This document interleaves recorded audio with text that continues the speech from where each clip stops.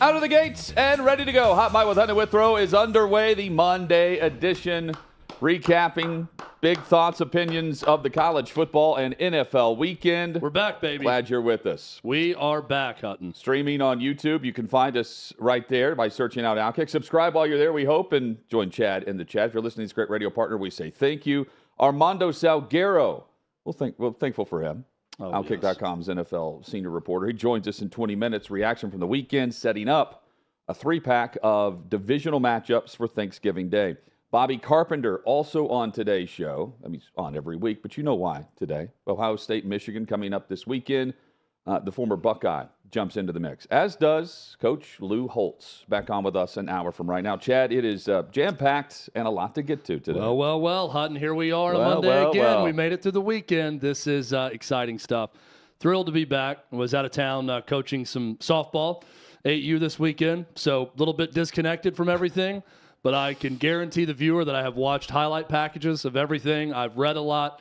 I'm ready to go. I'm fired up about what was an eventful football weekend. And we got a short week. Yes. These weeks are always fun from our perspective because it's where we get to cram a lot into a little.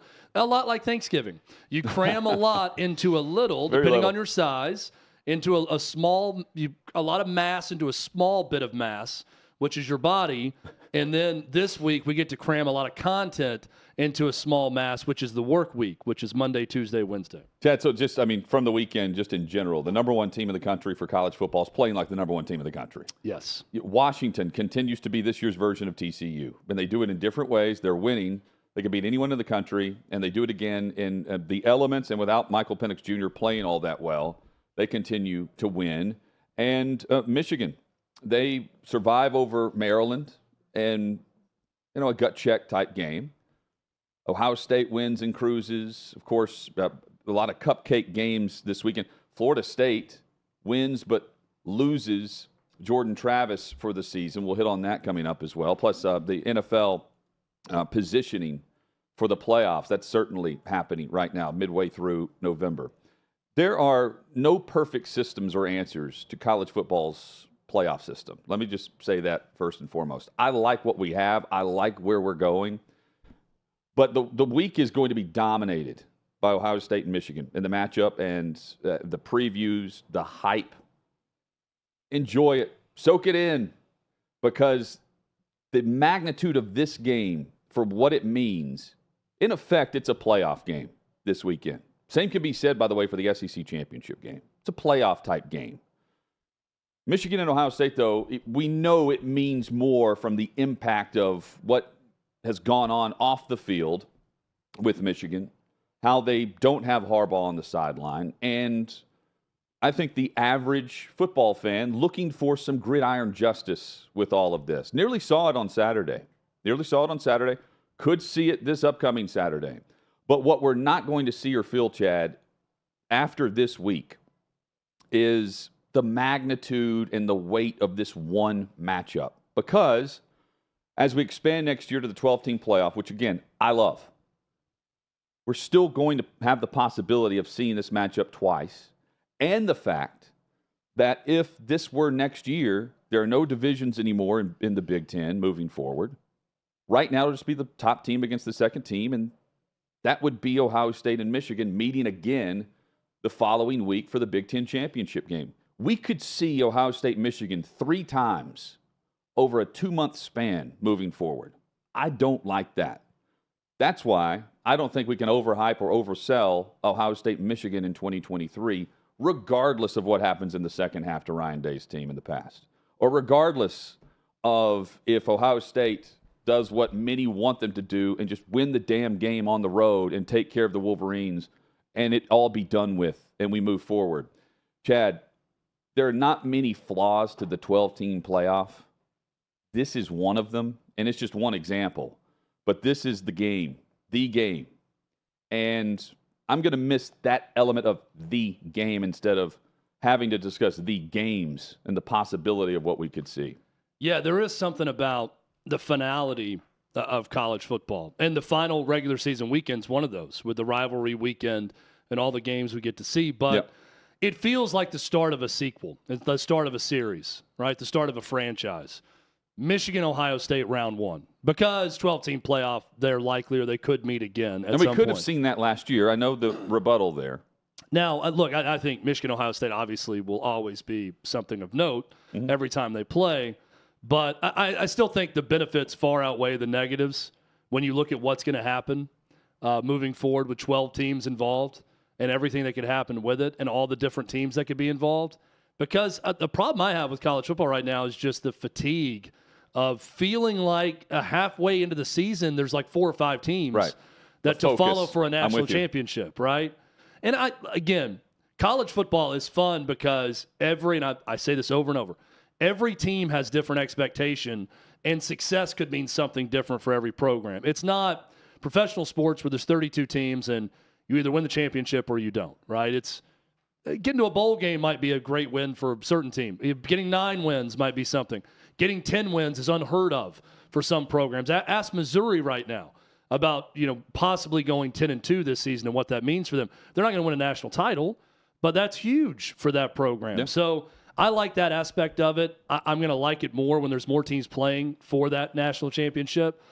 But I do get fatigued by feeling like, hey, there's only a handful of teams that really have a chance and that really could make it happen. And I think we kind of get to that point earlier and earlier in the year. One of those teams, Hutton, is Georgia. Obviously. Yeah.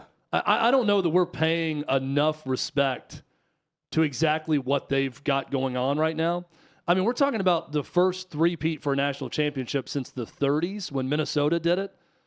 And they are rolling right now. They just took on, at the time, it's not going to be the case with the college football playoffs tonight, but at the time, back-to-back top 20 college football playoff ranked teams in consecutive weeks. And they steamrolled them by 63 combined points in those 2 games with their wins over Ole Miss and Tennessee. Just so happens to be Brock Bowers comes back for that Ole Miss game and then has a touchdown against Tennessee on the road also. It's a team now that we can talk about what that says about Ole Miss and Tennessee, who's fallen off the last 2 weeks, but this is more about Georgia right now. They have hit their stride the right time of year. They have their rivalry game with Georgia Tech, then they're going to play Alabama in the SEC championship. And I'm just sitting there.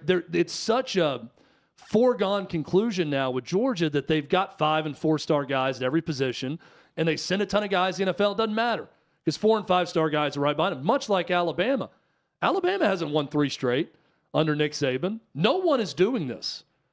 This is truly remarkable what Kirby Smart has done with that Georgia program that, Hutton, they're on the verge of this history. And I feel like it's not even making the waves that it should because it's just all of a sudden, oh, it's Georgia. It's kind of what's expected. They're a machine. They have freaks at every position, and they're going to go about beating teams this way. And look out college football playoff field and Alabama because they're playing their best football right now at the end of the season. I think part of it is a lot like what happened with the Pac-12. That dominated the preseason discussion of the 2023 season. We were talking about 24. We barely even discussed the season. I think the Michigan talk has overshadowed what Georgia's doing. Where if in a typical year, Chad, I think it's about going for the three-peat, and then the debate turns into, by this time of year, oh, can they win 4 in a row? You're automatically thinking the historical significance of what we're seeing. They became the first team to go unbeaten in the SEC 3 years in a row since the SEC went to the 8-game format in '92. And they have tied Alabama now twice for the longest winning streak in SEC history with 28 games. Bama's done it twice. And here's Georgia now doing just that. It's remarkable. And, I mean, Carson Beck is also being totally overshadowed by a lot of other. He's been incredible. I mean, he's in every game he's thrown for at least 250 yards. He had, 5 or 6 incomplete passes on Saturday. I mean, they've just picked up. They went from being lumped in with Alabama, better, but lumped in with Alabama early in the year where it was like, okay, it looks like a down year for the SEC. And now both teams are waltzing into the SEC championship game. And in the meantime, and we'll see it next week or this week as Alabama takes on Auburn. But Georgia, they play angry. They play with a purpose. They know their identity. And they show up and show out, even though their path to Atlanta is already determined going into that game. And it's weird to say, but I feel like what Georgia's accomplished these past 3 seasons is almost underappreciated. But for somehow, some way, it feels like if it was Nick Saban on the verge of winning a 3rd straight national title, it would be different. And I don't know why that is, because Kirby Smart is fantastic. And I got to see the first half of the Tennessee-Georgia game this weekend. Lesser teams that are made of something different would have allowed a 75-yard touchdown run on play number 1 in a raucous atmosphere on the road to affect them. It did not affect Georgia in the least. No. You know how it affected them? They didn't play with one safety the rest of the game after that one play. I mean, even Kirby Smart at halftime, they're up 24-10 at halftime, systematically dominating the rest of that half after falling behind 7-0. And Kirby Smart's in the halftime interview, they said, how did your team bounce back from early poor play? And he just calmly says, well, we played a run play really poorly one time. Other than that, it's been fine. You know, it's gone exactly how we expected it to go, other than that one play, right? And I'm thinking, dude's right. I mean, they walk in expecting to dominate. They play that way, start to finish. They impose their will on teams. You don't have to be a Georgia fan to appreciate greatness.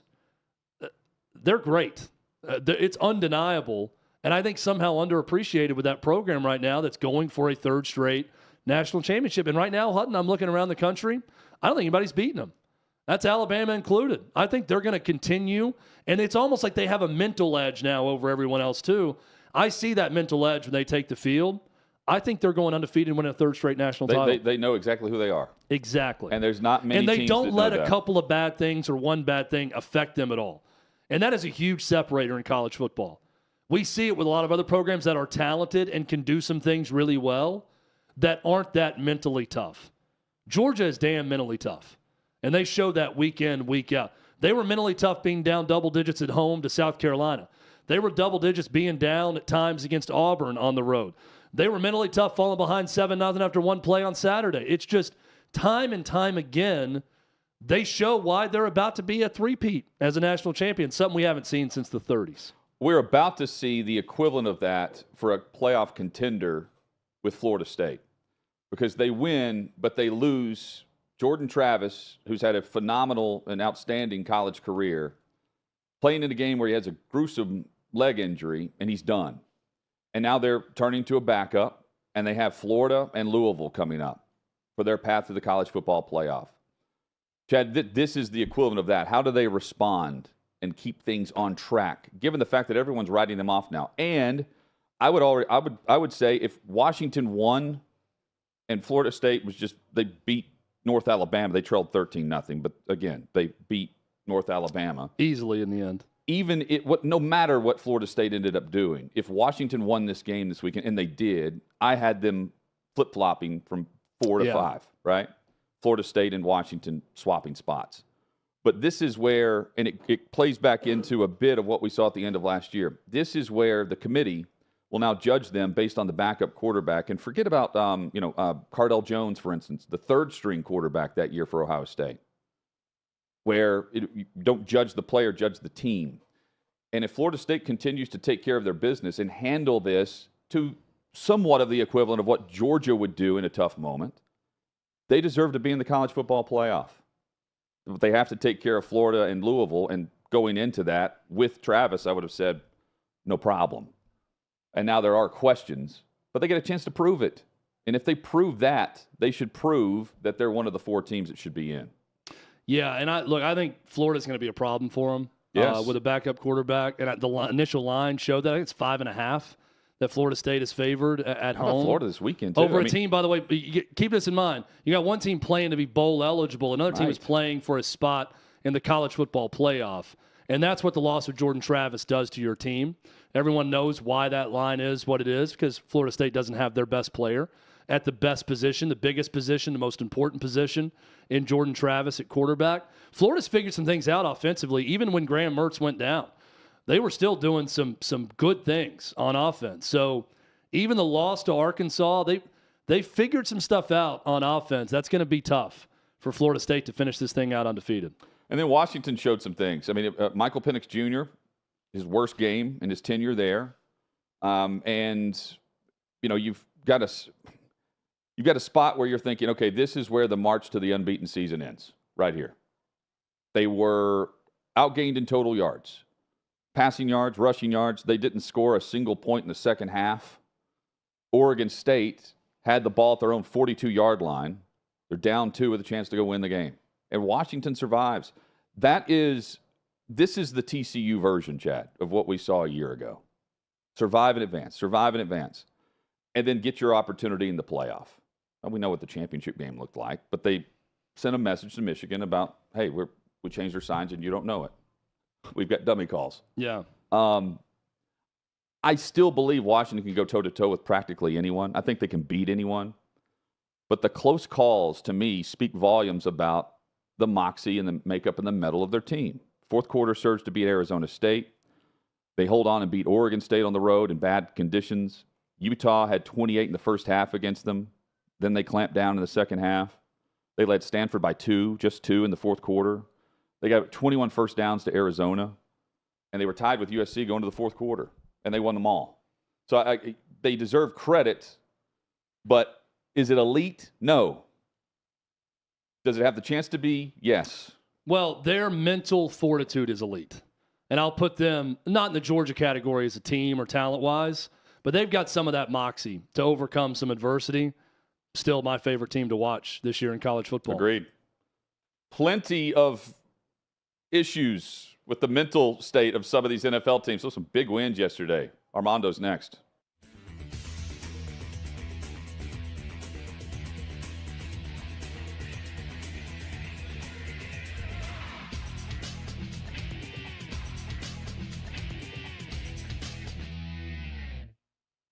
The rest of the world doesn't know this. I have a day drinking day that I have at the owners meeting, and it's Mike Tomlin and I throw it, and it's only for head coaches and GMs. No other media is allowed to come, and the media over time has given us respect. Like, this is Glazer's thing. Let's not go there. And it's usually Tomlin and I and upwards of 30 other guys. It's crazy.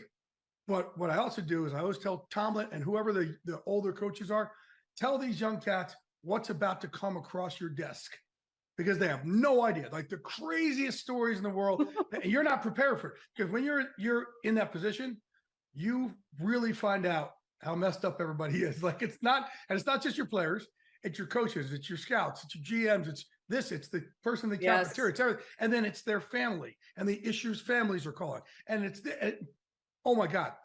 And listen, these cats didn't go to school for this. They didn't go to school to be a psychiatrist. Right? They went in coaching to coach. Right. But when you're a head coach or a GM, that's part of the job. The other part is really, it all lands on your shoulders. So I make Tomlin and all the other guys tell the craziest stories that have come across their desk in the early days to prepare the new guys. Well, and also probably to help normalize everybody else, right? Because we all probably live our lives thinking, oh my God, no one could understand, or no one life is as crazy as mine or as messed up as mine. And then you hear someone else's story, you're like, wait a second, you have me beat. Yeah. Yeah. Well, there's a couple that I can't tell them on this that are there are we go to them. We usually start these fun days off with these couple stories that there's no way I'll ever repeat, but they are like, Charlie, if you said to me, hey, if I told you any of them, you'd say, come on, you made this up. There's no way this could be possible. And the craziest thing about the NFL is that anything's possible. You know, when we did Ballers, people are like, come on, that stuff doesn't happen in the NFL. I'm like, this is a G-rated version of what happens in the NFL. Are you kidding me? Okay, you just took me to literally the best segue, because something I remember you saying, and I remember you saying it a few times, the NFL is truly the greatest reality show in the world.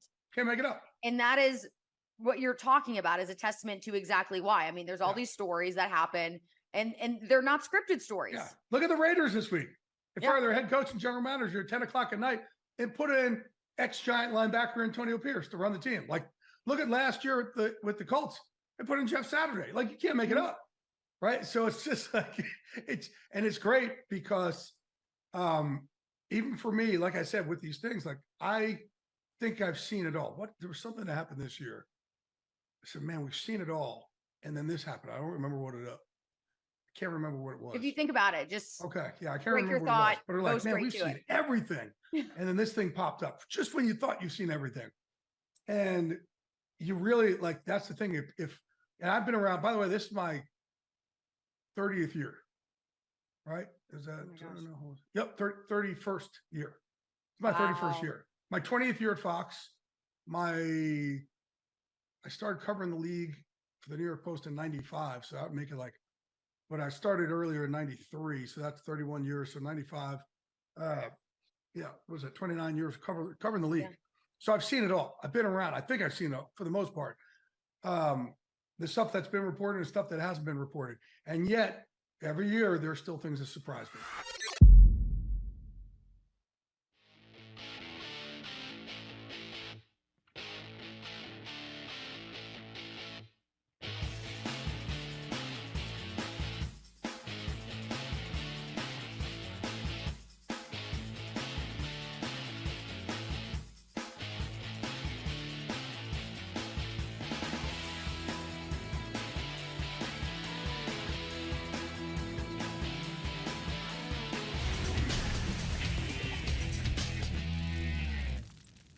Sixth and Peabody, our location with Yeehaw Beer and Old Smoky Moonshine. Glad you're with us. Hot Mike with Hutton and Withrow across the OutKick Network rolls on. We mentioned whenever we ran through the guests for the day, we're very thankful for Armando Salguero, who joins us weekly. Joins us now early to recap what we saw from Week 11, and we've got a pretty great Monday night matchup as well between the Chiefs and the Eagles. Armando, good to see you. Happy Thanksgiving to you. What's up, gentlemen? Happy Turkey Day before Turkey Day. Thank you. I'll always think about that Turkey Day you spent in Detroit or Pontiac, Michigan that you told about. You spoke so fondly of. Multiple that's right. Thanksgivings in Detroit, and oof, yikes. Yeah. Very forgettable indeed. Yeah. Hey, I was thinking about you and Chad last night watching Sunday Night Football. Dobbs with the football, a chance to go win the game for the Minnesota Vikings. What were you thinking, Armando, as they took possession late? Yeah, so I was thinking this is going to be a bad afternoon for me tomorrow. Yeah. He's got a knack for the dramatic. That is for certain so far with the Vikings. What about? Definitely does. Look, the Vikings 6-5, still very much alive, but tough loss last night. The Broncos were favored in that game by almost a field goal, and I'm thinking if you'd have said that after they gave up 70 against the Dolphins, I mean that speaks to the turnaround we've seen, right, from this Broncos team. How about this team now sitting at 500 or one game below? Right, they are. They're a great turnaround story, and not just as a team, but individually as well. You have to understand, right? One of the punching bag guys last year was Russell Wilson. You had guys like Richard Sherman, former teammates, ripping him. You had pundits ripping him. Right now, he's sitting there with 19 touchdown passes, 4 interceptions. That leads the NFL in touchdown to interception ratio. He's not the reason that they were struggling early in the year, unless you decide that it was his fault he didn't score 71 points against the Dolphins. And so that's the reason that they lost that game. So, I really do believe that the Broncos are, let's say, headed in the right direction, and let's agree that they are going to be a problem and a tough out the rest of the season, which is way more than you can say for some of the teams in that division that were expected to be good. Do you feel the same way about the Cleveland Browns? No, not at all. I'm going to say something that I said to Donovan McNabb on the 5 Spot podcast that is on the OutKick Network.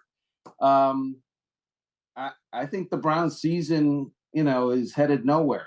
And the reason I think that is because once you lose your starting quarterback, regardless of how great your defense is, and theirs is great, regardless of how strong the roster is otherwise, and they do indeed have a strong roster, I just don't see how you come back from that unless you have a young prodigy backup quarterback. And while I respect Dorian Thompson-Robinson, I don't think he's a young prodigy quarterback. I think he's, a guy that will have his ups and have his downs and have his pluses and have a lot more minuses. And that makes him a typical rookie quarterback in the NFL. And you don't make the playoffs with that kind of quarterback play. And you definitely don't do any damage in the playoffs if you happen to stumble in. Headed into week 12 with week 11 wrapping up tonight, and we're discussing off of the week Broncos-Browns, which is crazy. By the way, those two teams meet next Sunday. Armando Salguero with us here on Hot Mic with Hutton and Withrow across the OutKick network. Is there a bigger result yesterday than what we saw with the Bills? They fire their offensive coordinator, and Joe Brady, who had an audition against the Jets defense. Granted, it was the New York Jets, and Zach Wilson can't even take the field without falling down. He's been benched.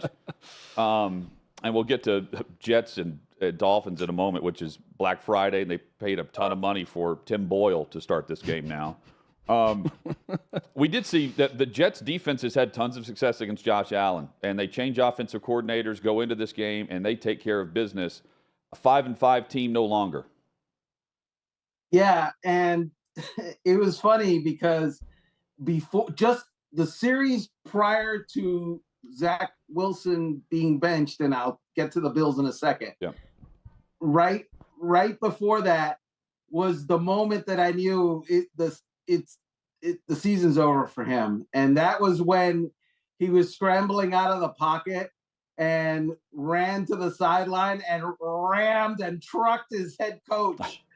And you take out your head coach when that moment happened. It was the moment where everybody knows he has no awareness, he has no field vision. All you had to do, dude, is move 6 inches to the left or 6 inches to the right, or throw the ball away, and you actually don't lose yardage. But why would you truck your head coach as you're trying to escape pressure? Those things just a quarterback with any sort of awareness doesn't need to do that. And the best line that I saw, unfortunately, wasn't mine about that play was when someone said they have a picture of Robert Saleh and Zach Wilson going down, and it was, those two are going down together, and that's appropriate. And that's a little bit how it feels right now with the New York Jets. As far as the Bills are concerned, all good, but the schedule is a monster coming up. Yeah. And so you beat a team that hasn't scored a touchdown or hadn't scored a touchdown in 43 possessions. Good. That's awesome. And solid defense. Great. But your uphill climb is Mount Everest-like. Nice preseason matchup for the Bills yesterday because next week they are on the road in Philadelphia, to Armando's point. Well, Philadelphia, over their last 20 games, 16-4. The Chiefs, 17-3 over their last 20. And the Detroit Lions are 16-4. Same as the Philadelphia Eagles over their last 20 games. If it wasn't the Detroit Lions, would we not be talking about them more as a possible Super Bowl champion this season? Yeah, what are the Minnesota Vikings in that span, Chad? No, they were pretty good for a while in one-score games. They're the longest winning streak in the NFL. They're 6-5 now, so not too bad. Kidding. Yeah, I know. Just yanking. I'll be back next week when they win again, Armando, with my question about Josh Dobbs. No doubt about it. I understand. That is my lot in life. No, look. The Lions yesterday were down 12 points with 3 minutes to play, and they won the game. Goff was booed in the third quarter. That's ridiculous. And I get it. The Chicago Bears, they have the ability to come up with inventive ways to look bad, and they did yesterday. But when a team plays poorly like the Lions did yesterday and still win and win in a division game, that says that, that's a team that's going to have to be reckoned with down the road, because you can't put your best product on the field every single week. And in the weeks where you put a bad product on the field, you still win. Wow. Having said that, they are still, kind of like the redheaded stepchild to the Eagles. I mean, they would have to travel if the season ended today, which I know it doesn't. They still would have to travel to the Eagles. And so are they the favorite in the NFC? No, the Eagles are, but still pretty impressive. Speaking of the Eagles, of course, tonight they're on the road in Kansas City. It's not an easy place to play. I'll tie in the Lions, too. We've seen them win on the road at Arrowhead this year. Philly's 8-1. KC is at 7-2. The discussion, though, in previewing this game and just hearing those and what they think is going to happen, again, it's the NFL, who knows. But most people say, if Kansas City wins, of course they do, because Andy Reid's 28-4, whatever the record is, coming off a bye. He's 4-0 against Philadelphia. And they play great at home, and it's Mahomes and Kansas City's defense. If Philly goes on the road tonight and wins, and they ascend to the top of the NFL, where, again, they're 8-1, is this where it flips to Philly is the favorite hands down? What's the discussion tomorrow if Hurts and company go win against Mahomes? I think the discussion tomorrow is, did Taylor Swift show up or not? Oh, she'll be there. The families are meeting tonight. Apparently, that's the big to do. They're going to meet in the suite together. Is that the deal? That's the deal. You'll be writing about it tonight. The Swift clan and the Kelsey clan. Yeah. No, I won't. That narrative now is, unless she shows up, Travis Kelce plays poorly. In the last game that the Chiefs played, which was prior to the bye,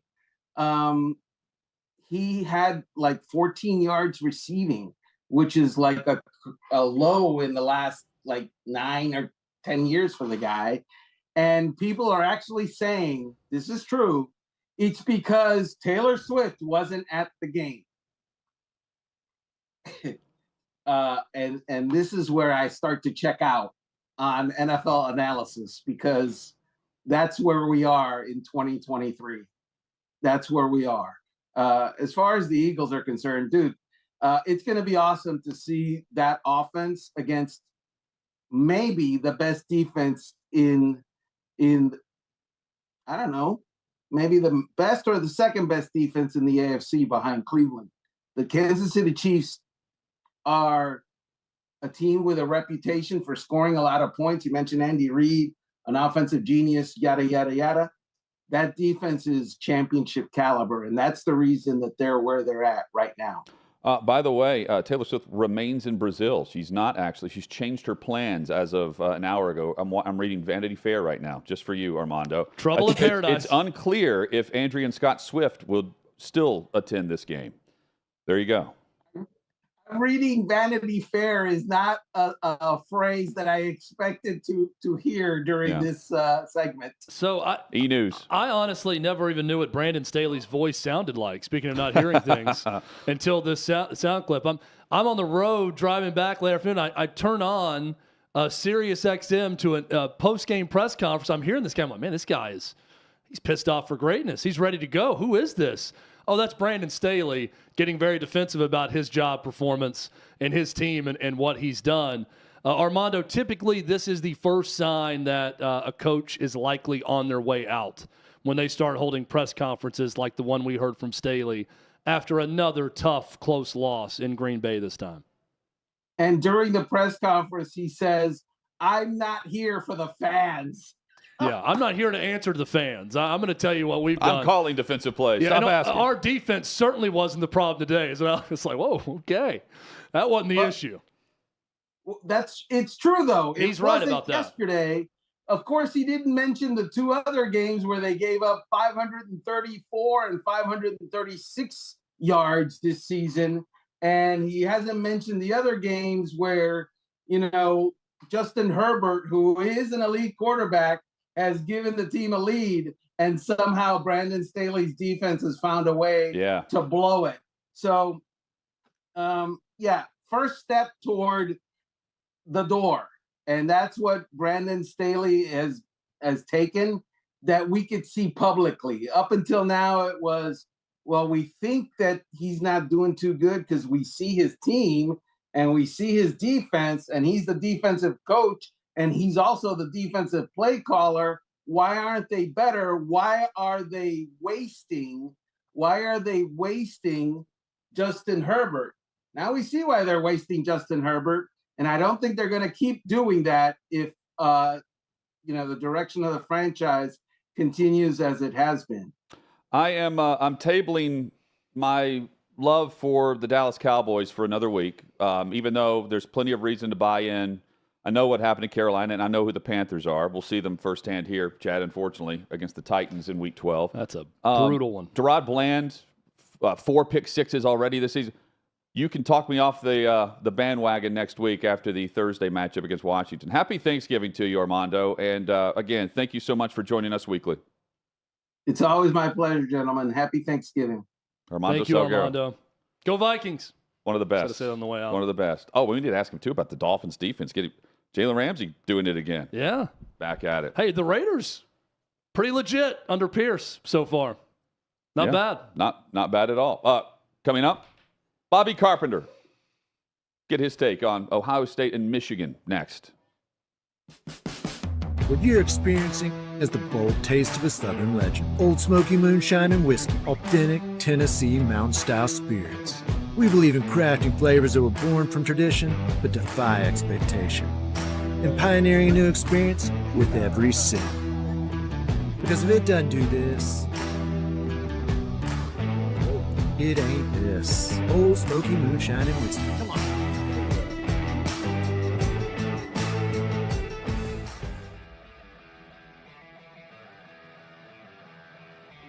Welcome into OutKick, the show. I am Clay Travis, your fearless leader. I am going to continue to argue that sports is one of the great unifying forces in all of American life. ESPN is a sinking ship. Democrats are now the party of the white, woke college graduate.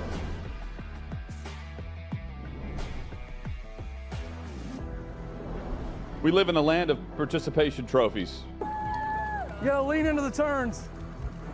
You really gotta lean into the turns. When Leah Thomas walked in that first day, it got silent, and every girl was uncomfortable. Very difficult to go back-to-back years in the NFL with the number 1 overall pick. Is it fair for people to be upset with Barbie? I've been out of LA long enough to have forgotten that libs, no matter how ridiculous the scenario, are gonna live. Another week of inflation, another week with Biden with COVID, and another set of losers to crown. People don't watch the WNBA on TV, in person, on a plane, on a train, on a bus, or on purpose. I mean, what have you seen firsthand of how this has affected you in the plant and your fellow employees? Under Joe Biden, the Taliban has retaken Afghanistan. Putin has invaded Ukraine. So if there was ever a time for freaking aliens to inhabit and conquer Earth, now would be that time. We've seen coaches throw water bottles. We've seen coaches act like idiots. We've seen coaches slap other coaches. But I think if you're involved in carjacking, you're inherently a rotten human being. The level of stupid that sometimes gets on our YouTube chat just gives me a headache. You're born a male, play with males. You're born a female, play with females. Don't at me about it. The American people are being cheated. We, ladies and gentlemen, are being cheated. I made the call to end the Me Too movement. And today I'm going to continue making that case. And that's just a way to further taunt these women, to make them feel less than, to make them realize that this has just become a big joke. Deion Sanders is the Donald Trump of football. We were directly impacted by the whole Leah Thomas thing, and we were able to see you guys on the ground with your signs supporting. That was huge. They were saying, oh, it's only 1 or 2. That's rubbish, and we all know that's rubbish. Once those trans-identifying males were able to succeed, it just encouraged others.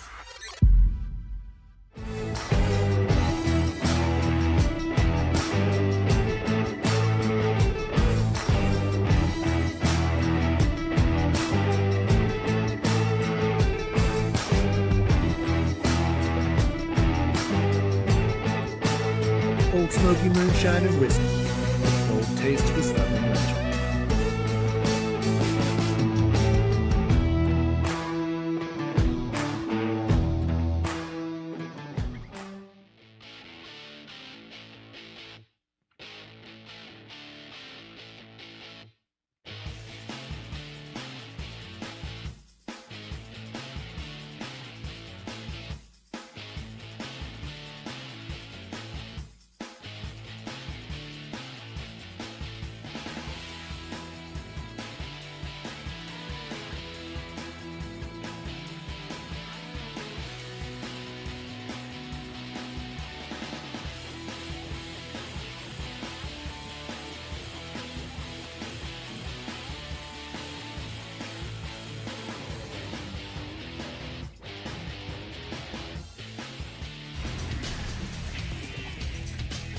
Sixth and Peabody, our location with Yeehaw Beer and Old Smoky Moonshine.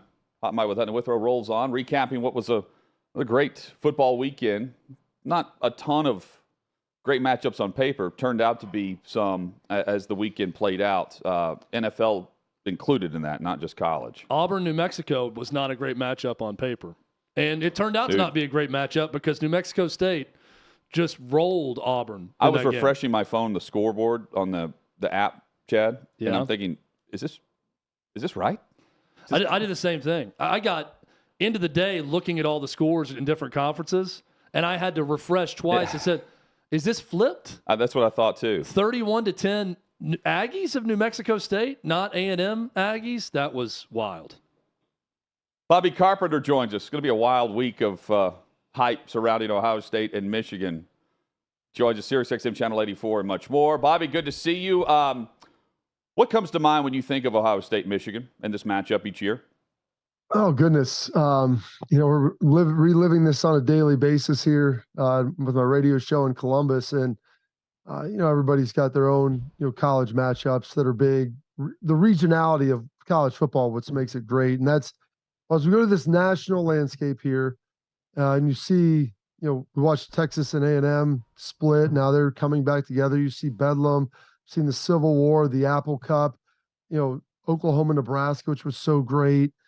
Just some of these terrific rivalries that we've had, be diminished a little bit. And like you look in the SEC with, the expansion now, are you going to have, Georgia and Auburn play consistently? Who's going to be these locked in rivalries and matchups? Tennessee and Alabama. Is that going to be something you see regularly? And, I was talking today on a podcast with a couple of my friends.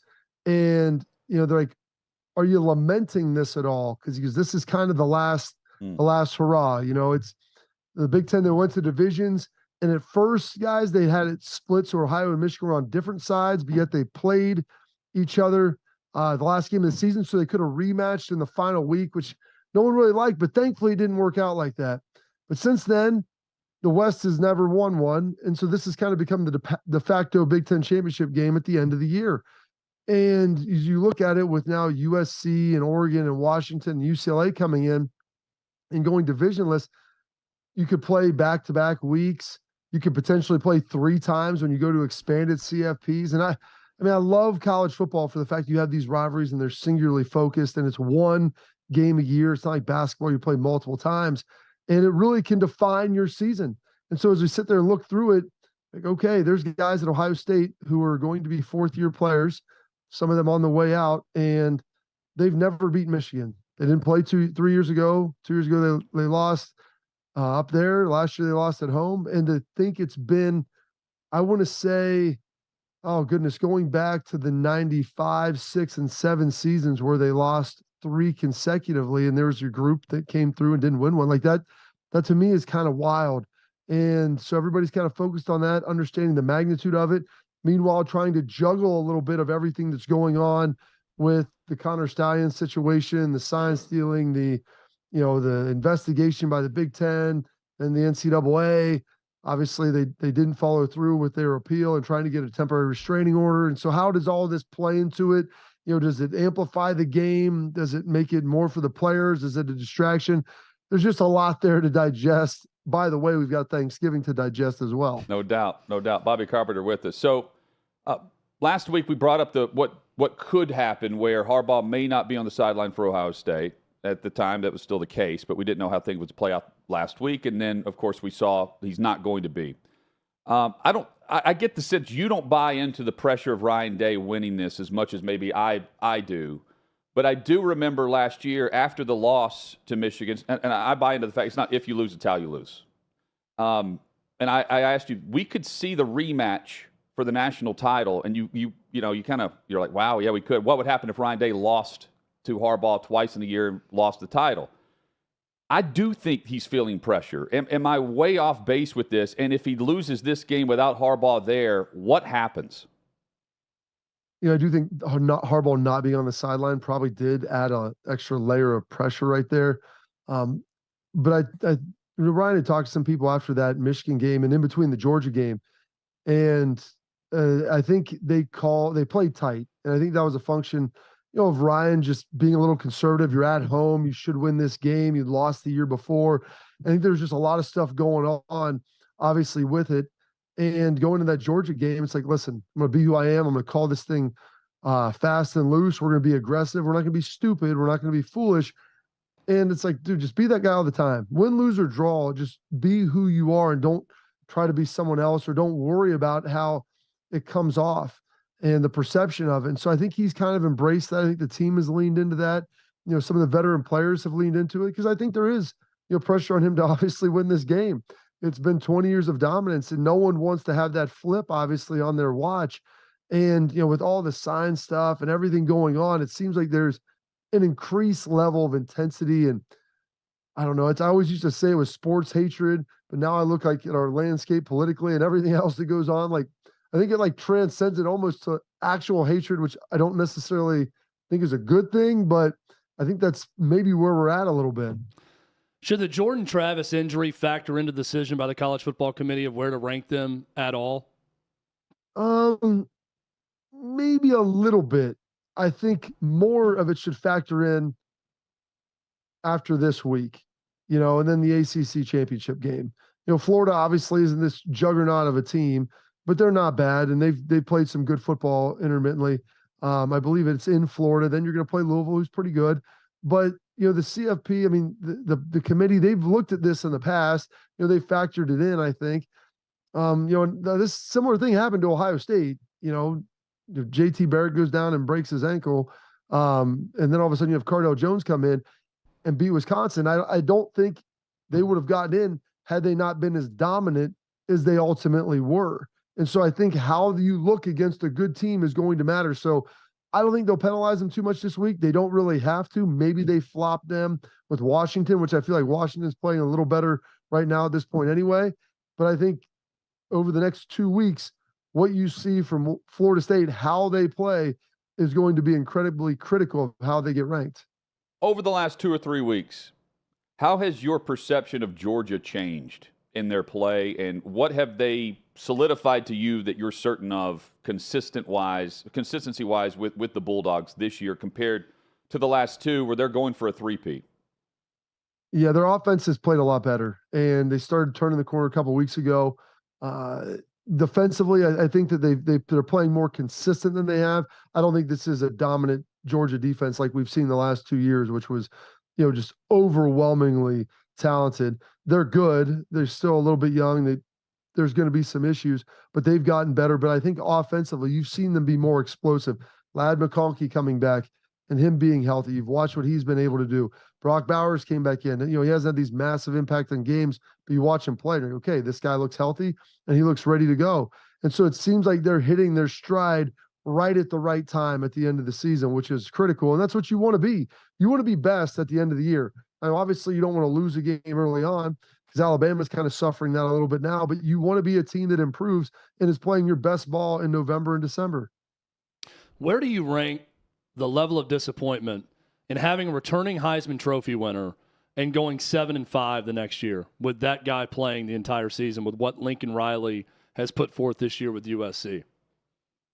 Well, I think when you play the way that they do, I think it was going to catch up with them. They're not great in the trenches, and they haven't been great on defense.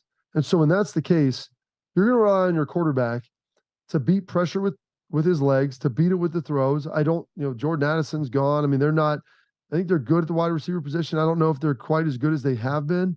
But when you can't stop anybody, there's an immense pressure on your quarterback. And then when you can't really block anybody up front, that only magnifies it. And so I don't know if Caleb Williams is better or worse than he has been in the past, but I know this, he's been under siege a lot, and they've had crazy high expectations for what they need him to do. And so when you factor that in, like, it was the recipe for something like this to happen. Now, I didn't think they'd go, potentially 7-5 like that. That's not where I was looking. But if you would have said, hey, maybe they're 9-3, like, okay, that sounds like it could happen. Look at the Pac-12. It's pretty good. There's teams out there that can score, and there's some teams that can play defense. You've got Notre Dame on the schedule too. And you've never really solidified anything other than the fact that your quarterback's really good. Speaking of Notre Dame, we've got Lou Holtz coming up in about 10 minutes. Nice. As we continue to preview this the rest of the week up until Thanksgiving, what do we focus on, Bobby? How does Ohio State go on the road and win this game against Michigan?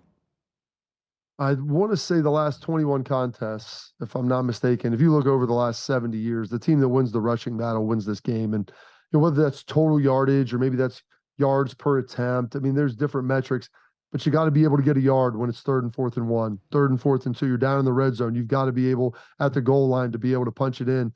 And then you've got to be able to run it effectively. And, maybe that's 18 to 22 carries. Maybe that's, 45 carries, but you have to be able to go, get 6-7 yards on occasion, pop some through, and it starts in the trenches.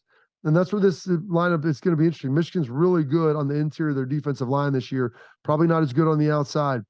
I don't think their offensive line is quite as dominant as it has been. And I think that shows with maybe their lack of these big explosive run plays. Blake Corum ripped one off, to kind of put the dagger in Penn State at the end. But last year, you watch these big explosive games, and Ohio State's been better on defense. They haven't given up those big runs. I think Rutgers had the longest one they had on the little fumble Ruski play. So they've got to make sure they continue to run the football. You're where you're supposed to be, and you've got to tackle well. Like, when Ohio State's gotten in trouble in the past, it's a failure to tackle, and that's been an issue that they have had. So this year they've done all of those things, but it only matters right now. And so that's how they're going to be able to win it. You have to go in there, run the ball. Yeah, you're going to get Marvin Harrison Jr. involved. You're going to get Mecca Ibuka involved. Like, Ohio State will have some big plays. Ryan Day will have something for them.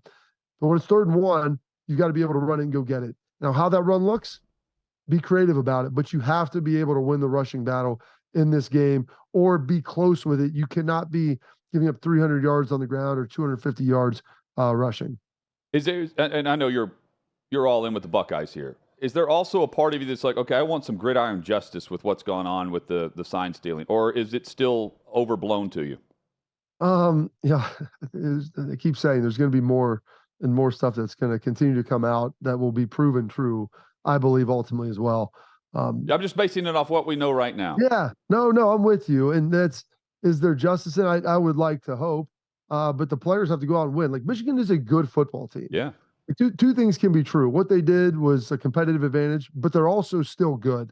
Like, they're not going to go out there. They wouldn't have gone out and gone 8-4 this year. Like, that's not who they are. They're right there at the tops of the Big Ten. They're a very talented team, but you have to go out there and beat them. And, despite, signs and signals and some different things, what Deion Sanders said is true. Like, you have to go out and make the plays. Now, knowing a little bit of what's going on, that's going to obviously enhance you and help you become a better player. But you still have to go out and make it. You have to block, you have to tackle, you have to make the catches, all of those things. And so, yes, I think there would be ultimately a little bit of poetic justice to see this happen. For the guys being a part of this, now won 3 and lost 1 in this. I know how bad it feels to lose them. I know how good it feels to win a heck of a lot more than you lose. But you've got to find a way ultimately to get it done. And, it's going to be a slugfest. I don't think this is going to be a game that'll reside in the 30s.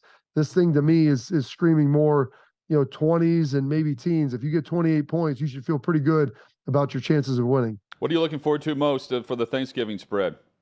Ooh, gosh, that's pretty good. I'm a classic turkey guy. We usually have turkey and ham. Like, if it's going to be a feast, guys, number one rule, it's got to have 2 meats.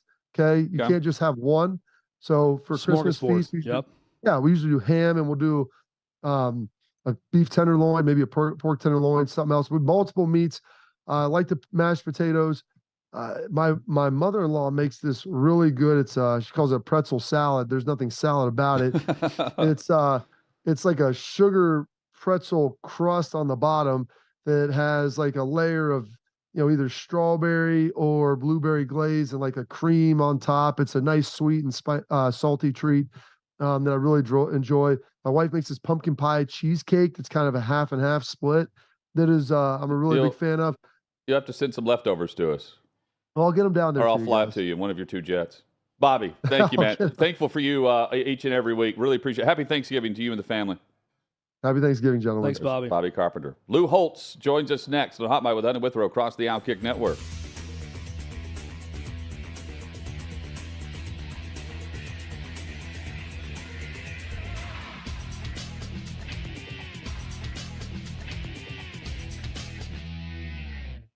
The chairman, ladies and gentlemen, of our, well, she's not the president, that's Sean Black, but the chairman of the YouTube chat, and she's also the beer captain. She's the captain of beer and IU and partying, our friend Jennifer, a.k.a. Gritty. Gritty, what say you? Hi, Coach Dockage. It's Gritty, and I was just calling about Caleb Williams wanting to go home and snuggle with his dog after getting beat. If I'm looking to draft a football player, I want to get an alpha male, not a beta male that's going to go home and cry about the loss. An alpha male will go home, work hard, try harder, work on his game plan, and all that good stuff, and not go home and cry to his mommy. Love the show. Peace out. Ending with a peace out gives me goosebumps because peace out is the way of the world. That's Gritty, and that's right. Women want real men. Real men are dying to be real men. I mean, I'm sorry, but they are. Look, I'm not some macho clown. I'm as sensitive as the next guy. I can't get through a movie sometimes without crying. Sometimes somebody does something really nice for me, and I well up. I learned this. Let me show you something that I learned, Gritty. I learned at movies, or when I'm going to cry, to do this. Watch. What I'm doing is I'm blowing up into my eyes, and that dries them so people don't see tears. I get crying, but I don't get crying when you lose a game, jumping up in the stands and crying with your mother. Honest to God, where does the drama end? Where does it end?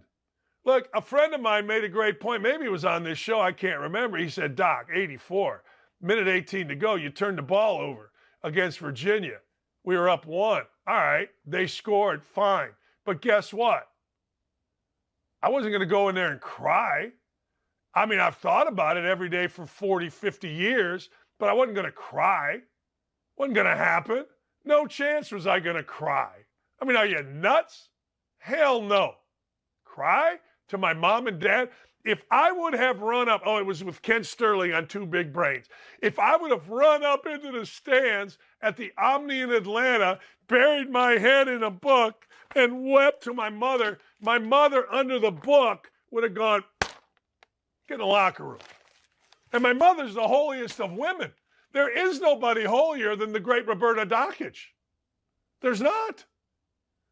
But my father would have gone, oh, crap. My father would have evaluated himself. My father would have said, what did I do to raise this?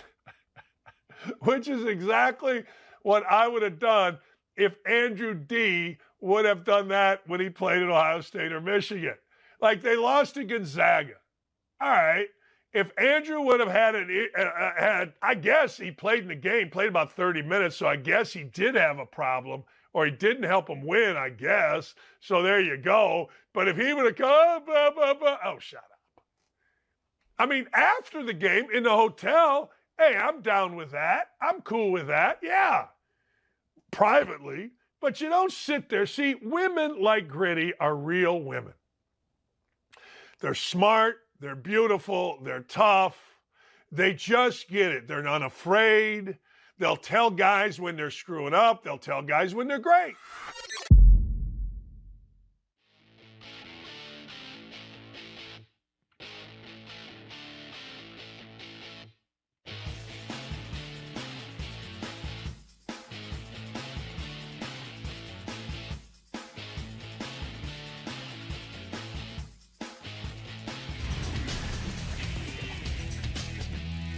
Just like that, the second hour is here of the Monday edition. Hot Mic with Hutton Withrow across the OutKick network. Chad, so much to react to so much from the weekend. Tons. And we love when we get the chance to do it as we kick off the hour with Coach Blue Holtz, who joins us yet again. Coach, always appreciate the time. Hope you're doing well. And better than I deserve, I guess. I'm going to be 87 in a month, so I'm still on the right side of the grass. So I feel fortunate to be on your show. Happy Thanksgiving to you. Coach Lou Holtz with us. Ohio State, Michigan coming up this weekend. We've been overhyping this matchup the past couple of years because of the physical dominance that Michigan has shown, especially in these second halves. Have you seen enough from Ohio State, Coach, to make you think they can match up with the physicality of the Michigan Wolverines in 2023? Yes, I do. I think that defensively, it's one of the best defenses I've seen Ohio State have in the past several years. I think they're very good on defense, very physical. I don't think Michigan will dominate them on the offensive line like they have in previous years. So I think it'll be a heck of a game. I'm looking forward to it with all the other fanfare that's gone on with it. Harbaugh not being on the sideline, Michigan cheating, it goes on and on. How much of a blow is it to Michigan, Coach, to not have their head coach, Jim Harbaugh, on the sideline for this game? I don't think it bothers him when they call plays because he doesn't call the plays anyway. Offense coordinator, defense coordinator. But he is the leader of the football team. They look forward to him. He's a great competitor. And that competitiveness comes through on the sideline, even though he's not actively involved. But the fact is that they are going to have him. They got to find a way to win without him. I think they possibly could. But I think Ohio State has a better chance this year than they have for the last couple of years because of their defense. There's pressure galore this time of year for coaches and staffs. What's Ryan Day feeling about needing to win this game, especially with Harbaugh not on the sideline for game day? Well, he's been at Ohio State for, 4 or 5 years. He's come close. He hadn't really won the national championship, although he came close against Georgia 2 years ago. So I think the fact that they've lost to Michigan for the last 2 years, Ohio State and Michigan rivalry is so intense. I happened to be at Ohio State when we played Michigan for the right to go play for the national championship, and we scored late in the game, and Woody went for 2. We made it. We beat them 50-14. They said, "Why'd you go for 2?" He said, "They wouldn't let me go for 3." You got to understand the hatred between Michigan and Ohio State is for real. And Dr. Philip Shriver was a professor I had at Kent State.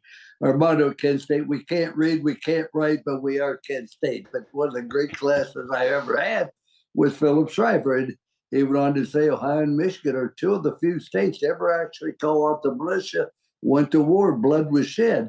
He said, now it was all over a boundary dispute of Toledo.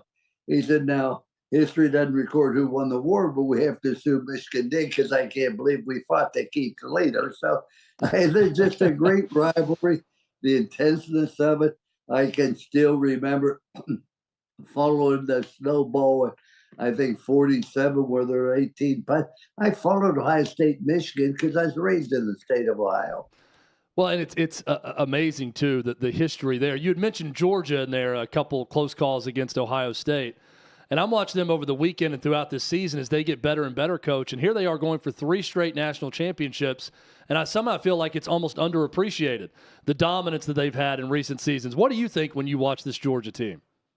I think this might be the best Georgia team they had. I thought after they lost Stinson, Bennett, their quarterback, that they might have a little bit of a drop-off. They lost their offensive coordinator who went with the Baltimore Ravens. But they've really been an excellent football team.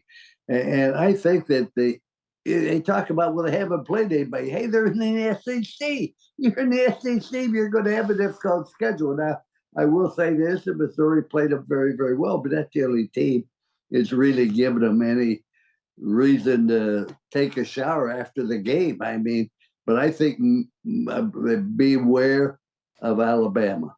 You know, Alabama doesn't like being second place, and everybody talking about Georgia, nobody talking about Alabama. And I think the way the quarterback from Alabama has come along gives them a chance. If Bama beats Georgia for the SEC championship game in Atlanta, is the SEC getting 2 teams in the playoff? I think it's possibly they could, but so much of it depends. What's going to happen to Florida State with the injury they've had? What's going to happen with Washington and Oregon? Are they going to play in the championship game? I think Oregon's really a little bit better than Washington. You just have to look at who knows. But I do believe this, and I've said this for several years. They made a mistake where they only have 4 teams, and they won't change it. We have 130 teams in the division. Basketball used to have 16 in it, and then all of a sudden they've gone where almost everybody now gets into the tournament. But I think we should go to a minimum of 8. And then you take the 5 conference champions, which you have right there, so that if you win your conference, you're going to be in the championship race. If you don't win it, you don't have a complaint. Then you take a good independent, maybe a Notre Dame, maybe a Liberty or somebody, and then you take 2 other teams that would be very, very qualified. You could say, okay, we're going to seed the top 4 teams. They are going to have to play in the first round. If that's what you want to do, that's okay. I don't like that. I think everybody should have played the same amount of games. But it's ridiculous for us to limit it to 4 teams, and now we have a reason today. You could justify why you pick the 4 teams. You pick any 4 teams, you can justify it. Well, you can't justify why I did pick this team or that team. What about Oregon? I think Oregon's playing as well as anybody right now. Bo Nix having a tremendous year, but they brought it on themselves when they limited it to 4 teams. And I tried to tell them, but like my wife, they don't listen. Coach Lou Holtz with us here on Hot Mic. Coach, as a longtime head coach in college, I feel like you probably are bothered by this story also, but media reports got out last week that Chip Kelly at UCLA was going to be fired the day after the USC game if his team lost, but he was still going to get fired at the end of the season regardless, even if they won the game.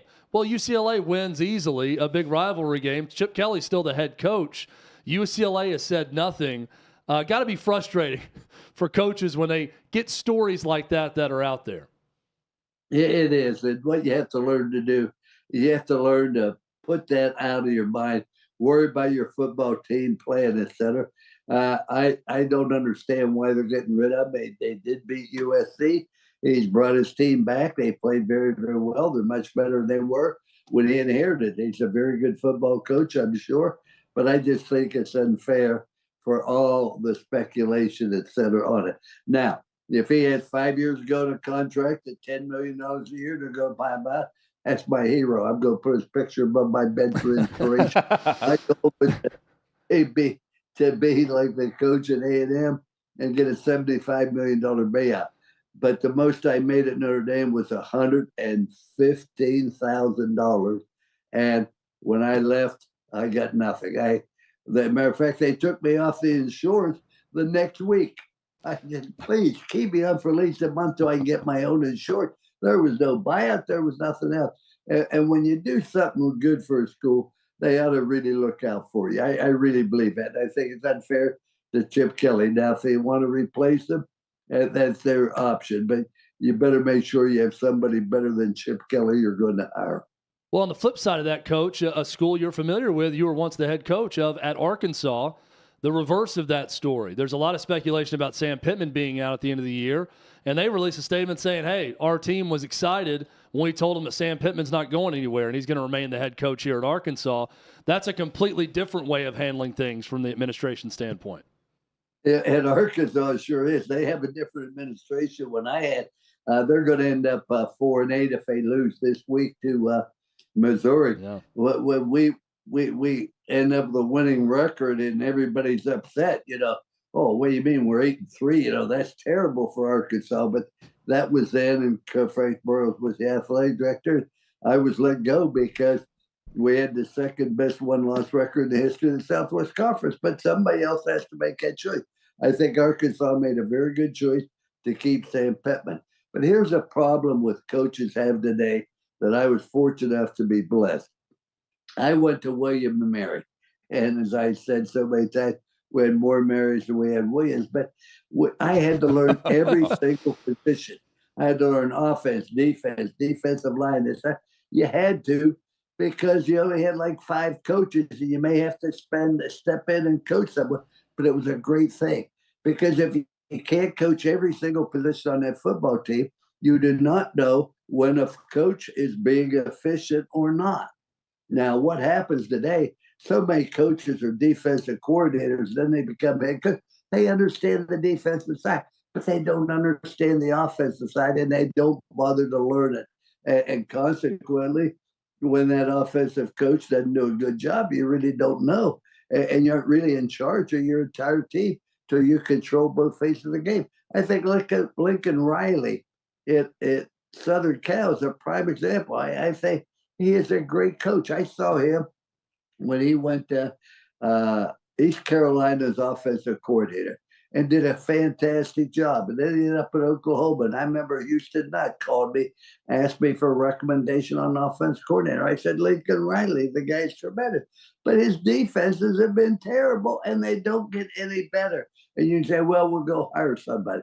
But as head coach of the offense, you have to be able to control the defense also. What I wanted on my desk on Sunday morning from the defensive coach, how many Mr. Simons, how many Mr. Hackles, how many times did we not keep our play side arm and leg free? How many times did we not contain the quarterback? How many times did we not drop in the proper? These are basic questions. Doesn't matter what defense you run, as long as you execute the fundamentals. So that way, you control both phases of the game. And there are too many coaches that do not do that today. Coach, who's going to win the Heisman Trophy this year? Who should? I think my vote would go to Bo Nix. I mean, he transferred from Auburn. I was not impressed with him at Auburn. He came here as a highly heralded quarterback, but boy, Oregon's done a tremendous job with him. I think he's thrown 35 touchdowns and 2 interceptions. I mean, that's hard to do, even if the defense goes in at halftime and you're still out on the field. I mean, 35 touchdowns, 2 interceptions, he's done a tremendous job. I think Oregon's an excellent team. I think it's a shame if Oregon is not one of the top 4 teams in the playoff. Coach Lou Holtz with us. James Madison, they lose out on the perfect season this weekend playing Appalachian State. But they weren't going to be able to head to a bowl game anyway. They couldn't win the Sun Belt Conference, even though they're playing an FBS schedule, all but 1 game. And they were dominant last year, dominant again this year. They were in line for a New Year's Six bowl. And had this been next year, they were in line to be a member of the college football playoff as the lowest or the highest ranked team of the non-Power 5 schools. The fact that the NCAA won't let them through with the appeal, not just last year, but also this year, what are they doing? Aren't we focused on the wrong things here if we're looking at the governing body of these college programs across the country? If you're as old as I am, there are an awful lot of things the NCAA has decided. What in the world were they thinking when they came up with that? I think that once you decide we're going to go to a major college or we're going to play major college football, one of the top 130 teams, that regardless, you don't have to sit out 2 years away. If you're good enough, why do you have to sit out 2 years? Why do you have to wait to be on probation? Whatever, if you're following the rules of the legislature and you win, then doggone it, your players should be rewarded. Why do you punish the players? It was like when I did the Fiesta Bowl when I was working for ESPN, went back to the hotel, had a glass of wine, and Mr. Emmert, the president of the NCAA, and his wife asked if they could join me. I said, yeah. He said, you weren't happy with our decision on Florida State or on Penn State. I said, yeah, that wasn't an NCAA violation. That was a criminal case. The one coach is dying, the other coach is in jail for life, and 2 other people from Penn State are going to go from Penn State to the state pen. You're punishing the players that didn't have a doggone thing to do with it, and you're charging them $60 million, which are going to take away from women's athletics, and that's not right. So there are a lot of things the NCAA decides that I wonder, what in the world were they thinking? Coach, it's a time of year where certain teams that didn't quite meet expectations, motivation could be an issue. I'm sure you've been in a situation where you could feel a team teetering a bit at the end of the year. How do you refocus a group and make sure you're not losing them this time of the season? Well, I think you make a commitment for the entire year. And every time you win a football game, the next game becomes more important than the last one. But I think you have to get them to understand the commitment they made to each other to play and win as many games we possibly can. Usually at this time of the year, there are two types of teams. Those that have a chance to accomplish something, make the playoff, go to a bowl game, winning thing, and those whose salvation lies in winning somebody else's year. Think of how many teams are 5 and 6 going to this week, like Florida, going to Florida State. If Florida State wins, they're going to probably make the playoff. Not only that, they're going to ruin the Florida season because for the third straight year, Florida will have a losing record, and that doesn't happen very often at the University of Florida. So you have to keep your team focused, but the most important of all is the purpose. And you have to look at the situation. I don't believe in building for the future. I think Bear Bryant said it the best. Don't ever prepare your team for the new coach. Don't say we are going to be very good this year, but boy, next year we got them all coming back because you probably won't be there. So the most important thing is look at what in the world gives our reason for our players to play. Underclassmen to get better but it's our year. We owe it to our seniors. Give them an opportunity to go out with a winning record or whatever else the case be, with their head held high. And I just always felt that was very, very important. And we emphasized that from the entire year. And we made a commitment at the beginning of the year. We're going to play every game as well as we can, regardless of the score. Whatever happens, whatever our record is, let's go play the very best we possibly can. We owe that to our fans. We owe it to our teammates, our coaches, and our families. Coach Lou Holtz has been our guest. Speaking of family, happy Thanksgiving to you, Coach, and always appreciate the opportunity to chat and visit with you. Well, thank you so much for having me. You do a great job, and I always enjoy it because you ask thought-provoking questions. I never make any preparation. Good. I just try to speak from my heart. That's why we love having you on anytime. Thank you, Coach. Thank you, Coach.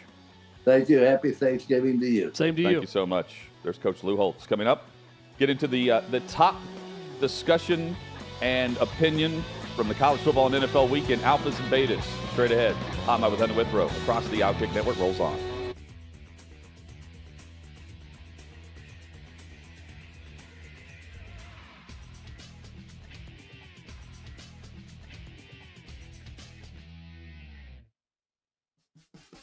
What you're experiencing is the bold taste of a Southern legend. Old Smoky Moonshine and Whiskey, authentic Tennessee mountain-style spirits.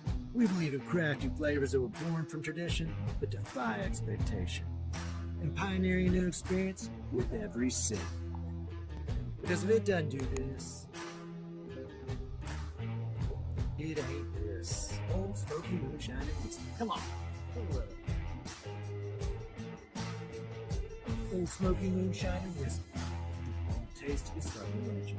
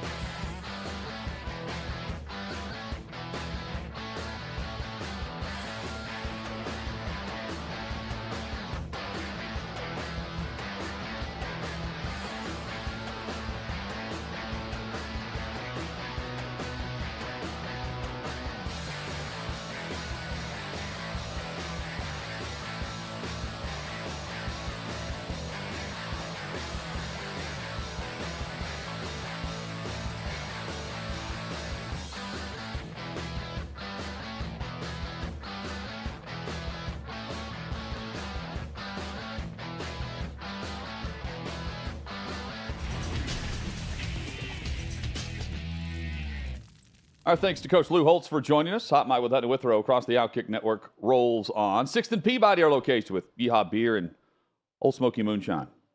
Chad could describe all three of our guests today as alphas. Oh, no doubt about it. Right? Alphas, all of them. That's right.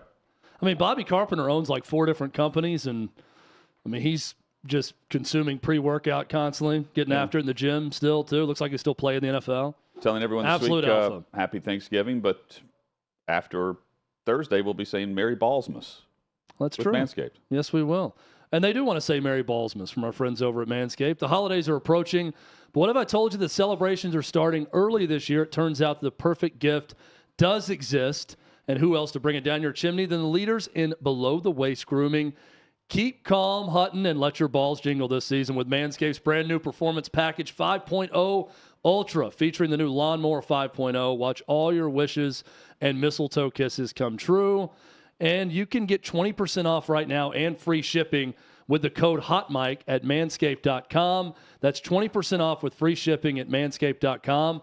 And use code HOTMIC, Manscaped. Get your jingle balls ready for the holidays. Jingle all the way, Chad. That's right. HOTMIC, if you need to spell that out. Merry Ballsmas all to together. you. Merry Ballsmas to you, too. Even happy. And look, you said it last week, Hutton. If you decide to, celebrate Christmas early and put the lights up, whenever you want, have at it. I'm not here to criticize you We for can it. say that now, too. Even before Thanksgiving, we can say Merry Christmas to everyone. That's right. It's whenever you want. Alpha move there, headed over to Manscaped. Alpha and Beta of the weekend. We've got a handful of them to compare. We start that this week with the Alphas and Brock Purdy, who is just perfect for San Francisco.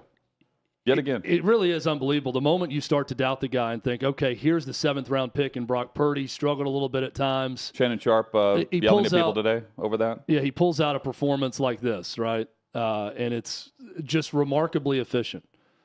When you have that roster, too, and that offense, this is what you need, right? Is a guy that is machine-like in his distribution of the football and seemingly always makes the right decision. That's Brock Purdy time and time again. Chad, I think that's the key with Shanahan's offense, and everyone's always like, oh, you can just, plug and play. And that very well may be true by and large. But there are those that can decipher and make the right read, and maybe more importantly, in many cases, keep you out of a bad play instead of making the big splash play. And he's got enough weapons around him where as long as you stay out of the bad play, you're fine. Because there's so many talented players for San Fran that can make a bad play even look pretty good and bail you out. And then on top of that, you got the defense that's going to get the ball back for you. But Purdy, I mean, there's no denying that he is really good in that system. And he's a good quarterback. No one's calling him elite. But the role he's on yesterday against Tampa, props. He leads off our alphas and betas of the weekend with the alpha moves. Yeah, and it feels like a guy that's not just – I think he can only have this much success maybe with a team like San Francisco, but this is no flash-in-the-pan, short-term thing. He's a career starting quarterback in the NFL. Right. I don't know that he's elite. He's making $800,000 with other too. teams, right? I don't know he's going to go and transform a team if their offense is a little bit lacking. He's perfect for San Francisco right now. Yeah. And he's going to be perfect in certain situations for other teams moving forward in his career. He is no one-hit wonder. He's a legitimate pro. Well, the other thing, he's not eligible for a contract extension until after next season. Yeah. So, you get a perfect passer rating. He's the first for any 49ers quarterback to put that up since 1989 in Joe Montana. Just to put that in perspective. Props to Purdy, who weathered that 3-game stretch and storm. There could be another one. But weathered that, Shanahan was even asked about making a quarterback change. He's like, I'm not even considering that as we go into the bye week. Purdy's our guy. Good. They're right up there with the top of the class of the NFL at 7-3. We'll get to our beta soon, but there's the reverse of that happened with a coach stubbornly saying, this is my guy. This is our guy. This is our guy. He's doing a great job. When everyone saw that the opposite was true. Chad, the medal involved with what Washington has done throughout this season, I compared them to TCU. I don't know if you go all the way with that, but I just the survive and advance mentality. Season on the brink. You've got to stay perfect for a chance at the college football playoff. They're going into a week where many felt like Oregon State's going to win that game at home over Washington. The elements were what they were.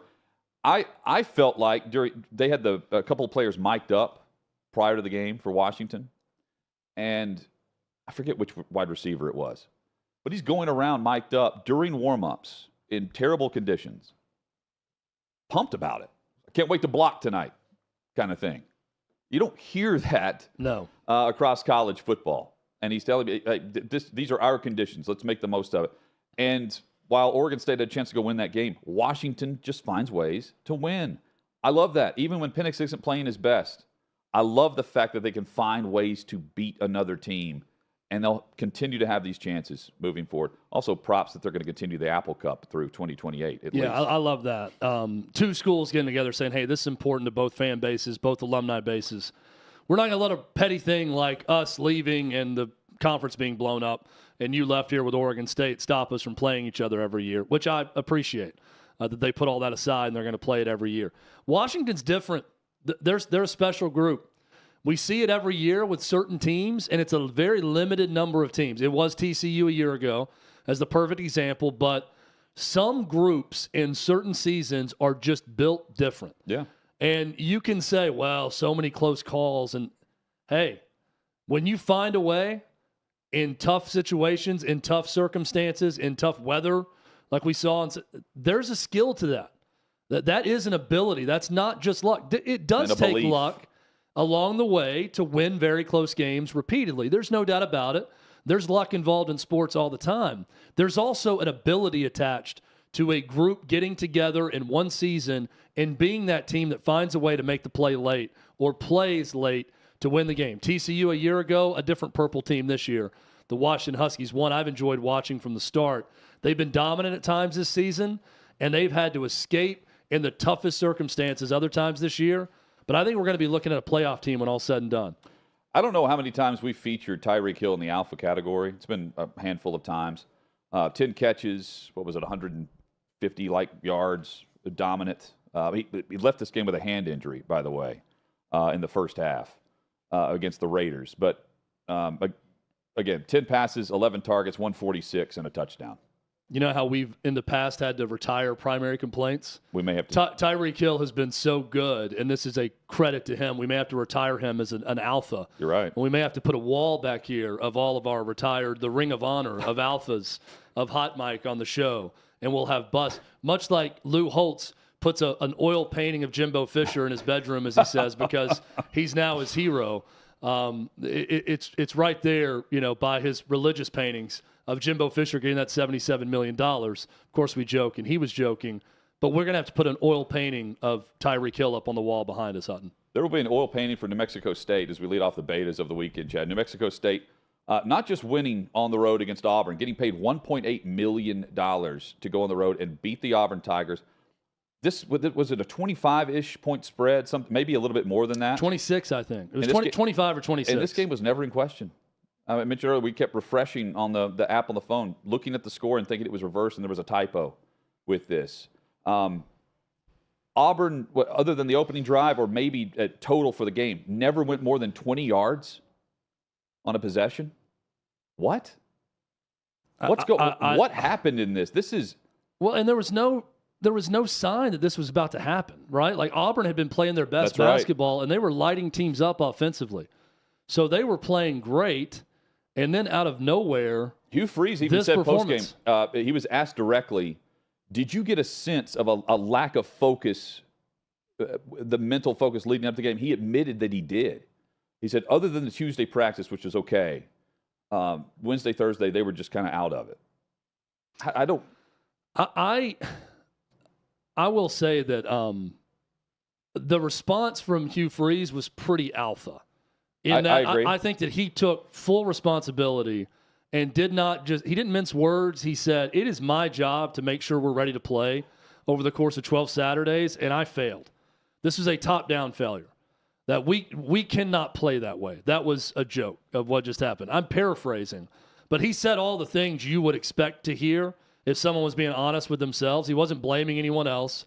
He wasn't blaming, another official, or he was just saying that it's my responsibility to make sure we're ready to play. We weren't in this game.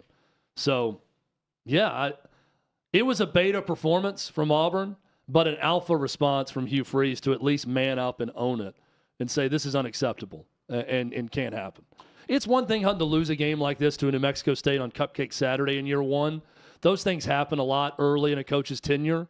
You can overlook it. It's another thing to get blown out. Right. That's what you don't see, is a 21-point home loss that was not close, and you get physically manhandled by New Mexico State. That's bad, bad, bad for Auburn. I guess the only hope for the Tigers are they were completely overlooking New Mexico State, and they're going to give Alabama all they want this week because that's all they're concerned about. But that was an atrocious performance by the Tigers. Yeah, and I've heard a couple of friends or Auburn fans like, that can't happen. Well, I mean, nothing's going to happen to Hugh Freeze here. Oh, no. But, and we're not saying it should. No. But that is, I do raise an eyebrow to the performance overall, just given the fact that, I mean, it's, okay, are you looking ahead to Bama this year? No. Yeah. You have 11 new starters who haven't, they don't even know the rivalry. Well, and we were just singing Hugh Freeze's praises for all the turnover on that roster and what they've been able to accomplish this year, and they've looked better and better, and then this happens, and it almost resets your entire perspective of the season. I'll give you another example. I'm at a hotel bar over the weekend watching Florida and Missouri late, and I'm thinking, watching that Florida offense, man, this offense is good. It's well-designed. They're playing well, and they lose on a last-second field goal to Missouri, who was 9-2. Right at the time, or now they're 9-2. And I'm thinking, Arkansas close, Missouri close. If you flip those two outcomes for Florida, we're singing an entirely different tune about Billy Napier. Instead, Florida is quite possibly, even likely, going to have a losing season for 3 straight years, which just does not happen at the University of Florida, right? A national championship expected program, you don't see that happen like this. So, little things like that, how fickle sports can be, especially when you are tasked with playing 12 football games a season and that's it. Yep. And how one outcome, one performance, one sloppy first or second half completely changes the outlook of a coach and the trajectory of a program. It's crazy. Also, just consider Florida State paid North Alabama $400,000 to play that game and win. Blowout. It was a 7-on-7 for Alabama against Chattanooga. They paid UTC $600,000, and New Mexico State leaves with $1.8 million. Check upon arrival. Why does the SEC pay so much more money? Is it like, oh, we got to go play in an SEC stadium, so you owe us more? Well, it's not. I mean, Bama didn't. I Pay get the much. travel from New Mexico State to Auburn is a lot more than North Alabama to Tallahassee, but not worth $2. But nearly $2 million. Yeah, worth $1.4 million difference in a payout. I don't get that. Zach Wilson has been benched as the quarterback for the New York Jets. Robert Saleh announcing today that Tim Boyle will be your starter on the upcoming matchup this weekend, which I say weekend, it's actually Black Friday as they take on the Miami Dolphins. Tim Boyle and Trevor Siemian's the backup to Boyle. That means Wilson's now the third string. He makes our beta list. Wilson does, because he can't even take the field without falling down. If you haven't seen the video, it's everywhere, but he's looking back at the bench, walking backwards, and just falls out of nowhere, trips over his own feet. That's how I would describe Zach Wilson's encore to what could have been, and he had a chance to say, hey, I'm good enough to play in the NFL. Chad, he's simply not. He's not. He's terrible. There's no other way around it. The guy taking up a spot on a professional football team now has become concerning, quite frankly, not just seeing the field as a starting quarterback, but I'm thinking, who else should have his roster spot that he's currently occupying? Because if I fell down that way, I coached 8U softball this weekend. If I took the mound and I was looking back and talking to a player coach and collapsed that way, my parents would have mocked me the rest of the weekend. And you know what? Rightfully so. They would have mocked me. Here is a professional athlete and a professional quarterback doing that, and then going out there, and his entire game looks like him tumbling backwards walking onto the field. It's the reincarnation of that tumble backwards. It is awful. I was trying to give the guy the benefit of the doubt and say, hey, maybe, just maybe, he can improve and get better from what we saw a year ago. He hasn't gotten a bit better. I don't know if it's mental or what's going on, but that guy is lost. And Aaron Rodgers, reports are, could return to practice as early as the first week of December, or the second week of December. They're going to be out of it by then. the Jets are based on the loss yesterday. But he could still return to practice and prove that he's made this miraculous rehab with the Achilles. Coming up, Chad, we've got one other example, beta of the weekend. You can tell where we're going with this. We're going out west. USC Trojans. Lincoln Riley, Caleb Williams, final collegiate game, and doesn't speak with the media. It's embarrassing. Man. Yeah. And now Lincoln Riley, he's now on the seat with Chip Kelly from a week ago. Details on that next. Plus college football overreaction here on Hot Mic.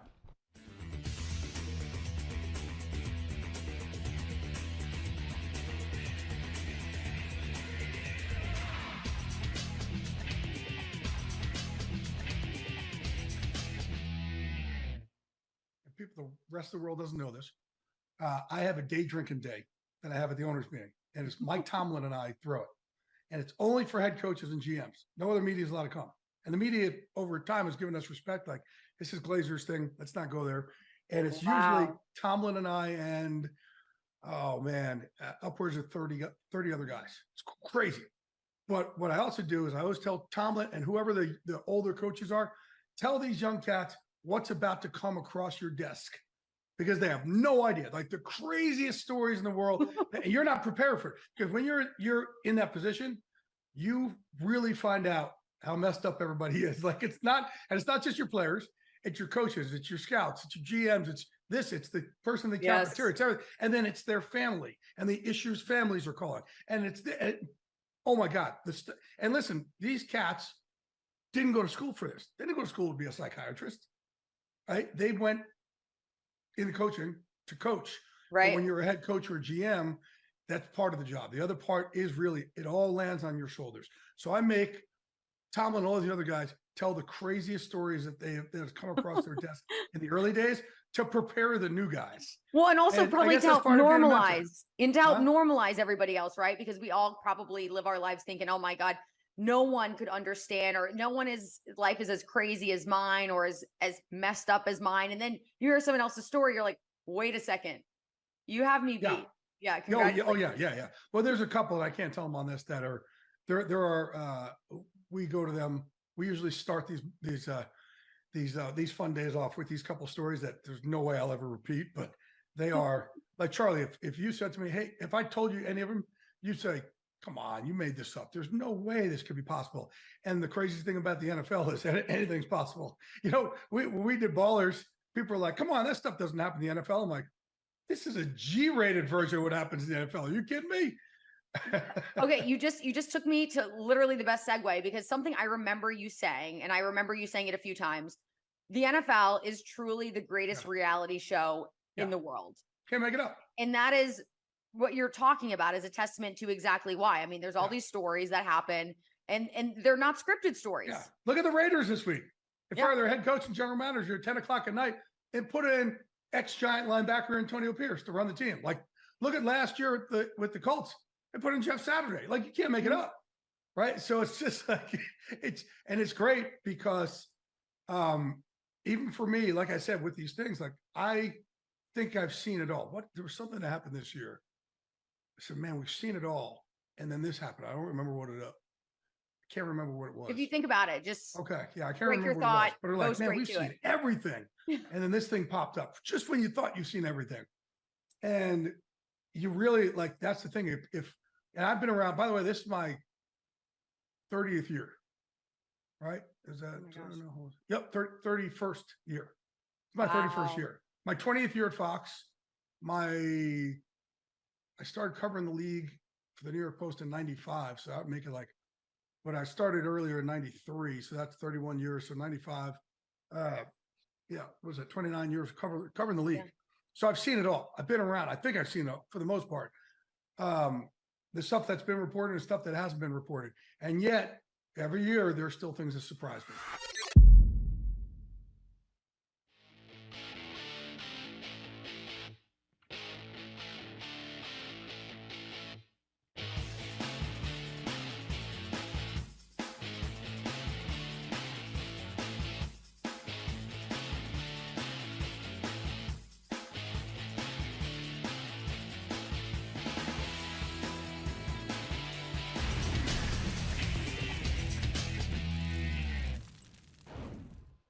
6th and Peabody, our location, with Yeehaw Beer and Old Smoky Moonshine. Chad, you putting up the tree Friday? Is it like already been determined? We are probably doing it Thursday, going on a little out-of-town trip on Friday, so likely a Thanksgiving Day. Okay. This could be a new Thanksgiving Day tradition. Yeah. It's usually a pretty slow day, for just watching ball. Yeah, and I've got another family member who hosts Thanksgiving, so we go over there 4:30, 4:45 in the afternoon and eat and come home. So during the day, put football on and maybe put up the tree. I like that. 11 divisional matchups this week across the NFL. 4 of them are either on Thanksgiving or Black Friday. Scattered. I mean, they short weeks for a lot of teams that need to make some moves or just stay where they are. For instance, San Francisco, Seattle. Yeah. It's coming up. Sucks that Jets, Dolphins, the first Black Friday game, couldn't be more impactful. Yeah, Tim Boyle makes the start for. And hey, I think more people are going to watch for those deals, the specialty deals that Amazon's going to give you to click on the screen during the commercial breaks than Tim Boyle. I mean, I think, too, like, the game will be better because Zach Wilson's not playing. He could give him a spark. Also not playing the USC Trojans. So going into the week, and Davey, props to him. He wins wrong team favor this week because UCLA wins this game. I was so close to 24 big points. And I had Kansas over K-State. We covered. We just didn't win outright. Davey did. UCLA's playing for Chip Kelly in that game. But also, this is a USC team that has just flat out mailed it in. And is it awful for me to assume that this is due to the fact that there's just no leadership with that locker room? They have the Heisman Trophy winning quarterback and Lincoln Riley. And they get against a UCLA team, just no heart and no energy with that. I don't understand how they went from where they were last year to the team that we see now, not just defensively, but just, Williams he's not speaking to the media after the game. That's not the first time that's happened. It's not just after a loss. I mean, he's talked with the media after the loss. We mentioned that he wanted to get back home and watch Netflix and hold his dog. But what has gone on with Lincoln Riley and the perception of the program he's leading right now? Because we mentioned with Dan Mullen last week, why has it not been a fit for Chip Kelly and UCLA? He goes, I don't understand that perception because it has been. We've seen him win games. We saw him win here. Chad, the team on the hot seat, that it doesn't look like a fit.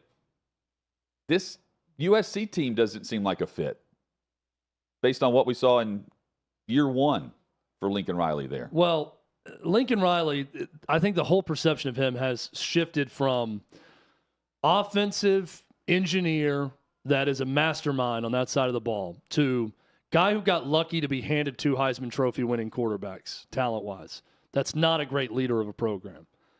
And that's fair right now when you watch this season. It has been a disaster. I mean, think if I told you Lincoln Riley was going to have a Heisman Trophy winner return to a pretty favorable schedule and go 7-5 that year with that quarterback being healthy all season and playing every available snap, it's bad. Leadership starts at the top. It's Lincoln Riley's fault, first and foremost. Alex Grinch was the leader of that defense. He failed them miserably. Caleb Williams put up a ton of points throughout the year. Caleb Williams is the leader of that football team. Yes. He obviously did not lead it very well. Results are what they are.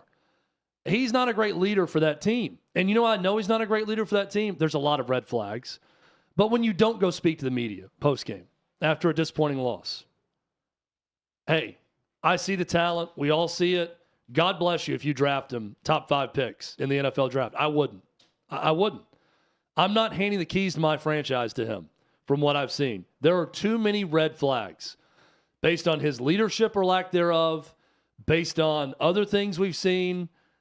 I don't like it with Caleb Williams. There are just enough to raise my level of concern that unless he drops in the first round, I'm not using a top 3 or 4 pick on Caleb Williams in this draft to be my franchise quarterback. Well, doing it. Think about the quarterbacks who have to go out and just take the heat.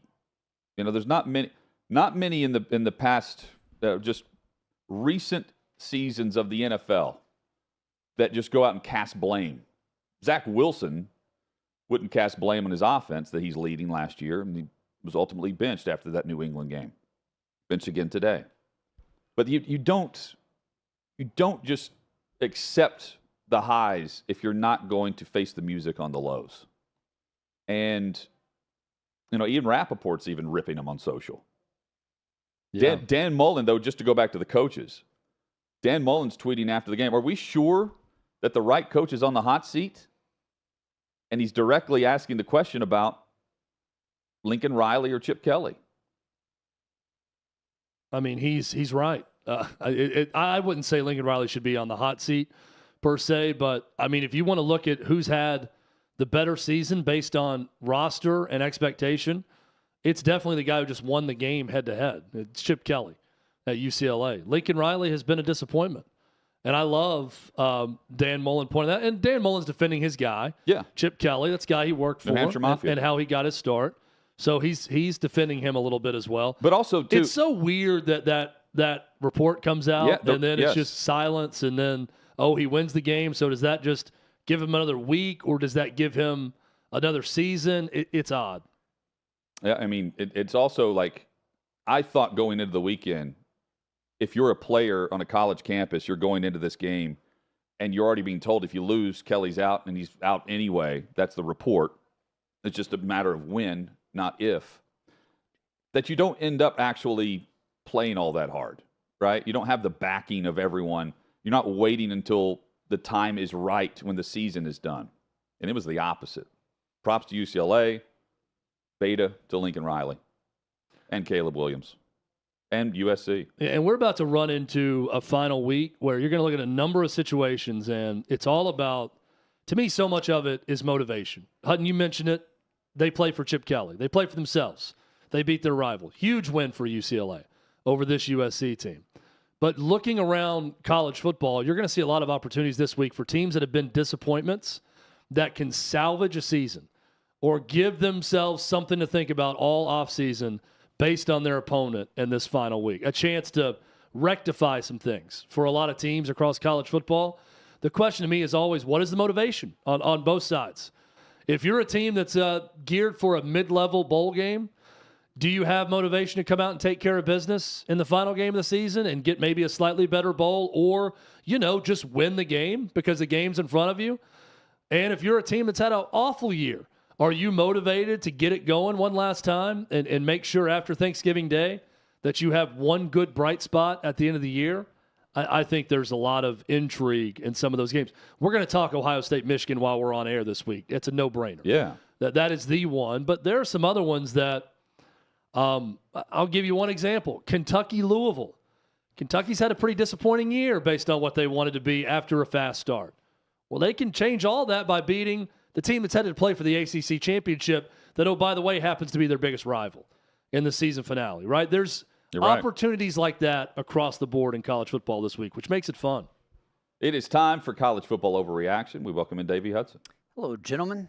Hope you all are doing fantastic today. I've got some, statements I want to make. I don't really know how you guys are going to come down on these, so it'll be interesting to see where we get with this. But Florida State is not making the college football playoff without Jordan Travis. Chad, this is not an overreaction, even though it should be. It should be. It's not making the playoff.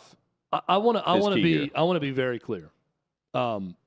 If they win the next two, and anyone in a college football playoff committee interview says they're not going because Jordan Travis is injured, that is a crime against the competitive nature of any sport. I don't care who's available. They won every game on their schedule, and you put them where they finished the season. I don't like projections. I don't think the College Football Playoff Committee should ever be in a projection business. I don't care if their entire defense gets injured in the ACC championship game. If they're undefeated, you put them where they should be based on the results of what's happened during the season. Now, that being said, I think they're going to lose to Florida this week. And I'm not making my wrong team favored pick yet, but I don't think a backup quarterback is going to win that game. I think Florida is still playing highly motivated. They want to go to a bowl. I think their backup quarterback that came in for Graham Mertz is way better than Florida State's backup quarterback. I think the Gators probably win this game, and that will be the reason, Hutton, that this is not an overreaction, that Florida State will not make the playoffs. It's not an overreaction, Davey. And it's because they will be, even if they win out, they'll be judged based on the value of a player. And there's no way anyone in that committee, on that committee, can judge that. Just knowing what we've seen from Ohio State with their third-string quarterback, with what we saw from Cardale Jones. So I would reference that and say, if they have the resume, they've built the resume, let them play in the college football playoff. However, they'll save themselves by having Washington ahead of them tomorrow. And then if Washington wins, if there's chaos, they can get in. If there's not, there's always going to be a team ahead of them. And they could be jumped again. Yeah. And we're down to 5 undefeated teams. So right. I really am intrigued to see what the An college unbeaten football Power playoff 5 do. not getting in would be stunning. So, and especially, too, when we know there's going to be that loss between Ohio State and Michigan. Right. But moving right along, guys, Jaden Daniels will win the Heisman. It's an overreaction. Bo Nix is the current betting favorite, and I am surprised that there's as big of a drop-off between Jaden Daniels to Michael Penix Jr. I think that should be closer in the Vegas odds. But LSU won't play for an SEC title, so he doesn't get a chance on a big stage to do more there. They get A&M to close out the season. I would give it to Bo Nix right now. And I'm going a little bit by Vegas on this one. Bo Nix and Lou Holtz Daniels likes Bo Nix. have the same odds currently. I'm I've got it looking at plus 20. I'm plus looking at 120. odds right now that's plus 110 and plus 140. This is at BetMGM. I'll say for DraftKings, Jaden Daniels is minus 125 and Bo Nix is plus 150 with Michael Penix Jr. coming in third at plus 600. So I still think it's Michael Penix Jr. I hope it is. I do. I know he didn't play well this past weekend. Washington's going to be the story because they're about to be in the college football playoff and jump Florida State, I believe. And I would have said that even with Jordan Travis winning that game against North Alabama. It's just we continue to be told they're very close. They're very close with Florida State. Based on what we're told from the committee, from these meetings, Chad, to me, there's no way that they're not in. And then they start to be relevant right at the end of the season, and that's when the voters are really watching. It sucks. Yeah. And I'm continuing to look for Marvin Harrison Jr., too. guys, Chip Kelly just saved his job by beating USC. No. Why? I'm going to say no, too. Why wouldn't UCLA say that? Like, Arkansas comes out and says, without anyone reporting anything, that Sam Pittman's their coach. There's a report out that everyone's quoting. They are the dead silence says everything about this, right? Agreed. UCLA's not responding to it. He's fired. It's just now going to be after their season. Well, and even Chip Kelly is addressed. He's the only one talking about it.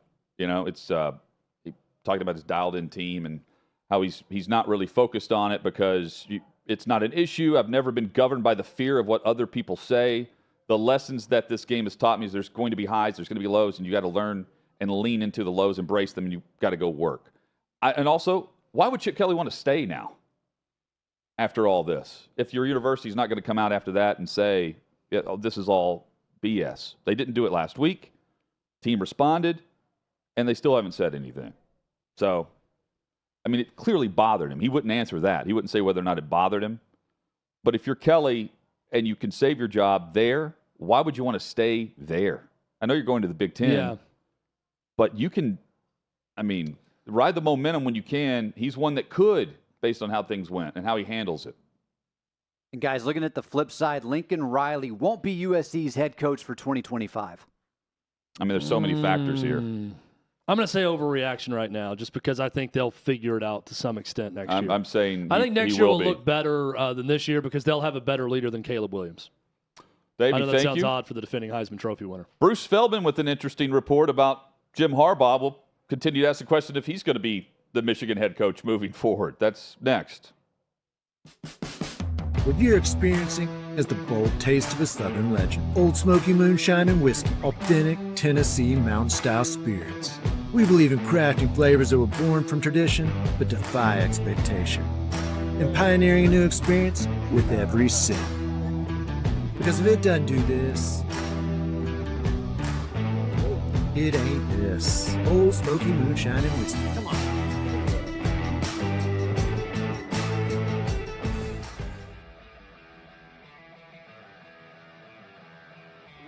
Welcome into OutKick the show. I am Clay Travis, your fearless leader. I am going to continue to argue that sports is one of the great unifying forces in all of American life. ESPN is a sinking ship. Democrats are now the party of the white, woke college graduate.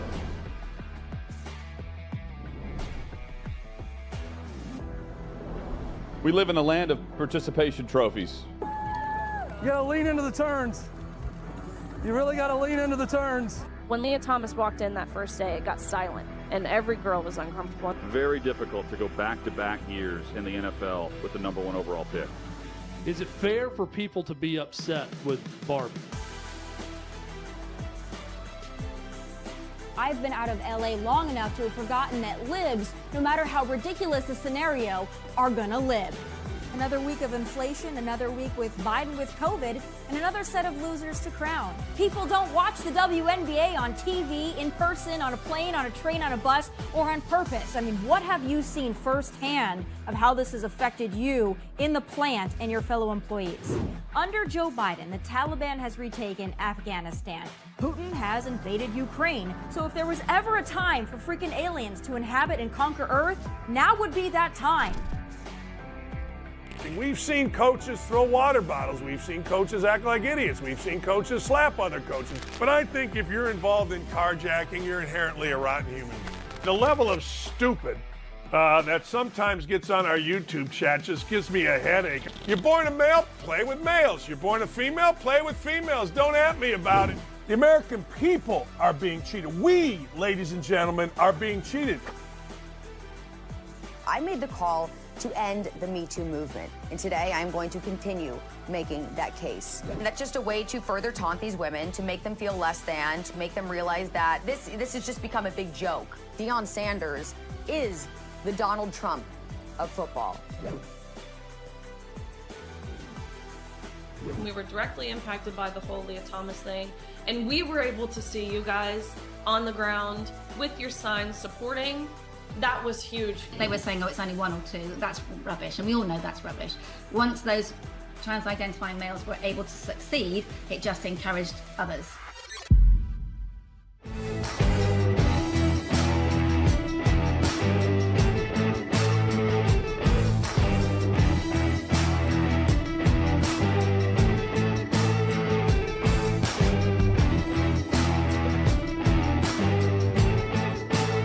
Old Smoky Moonshine and Whiskey. Old taste of the Southern Legend.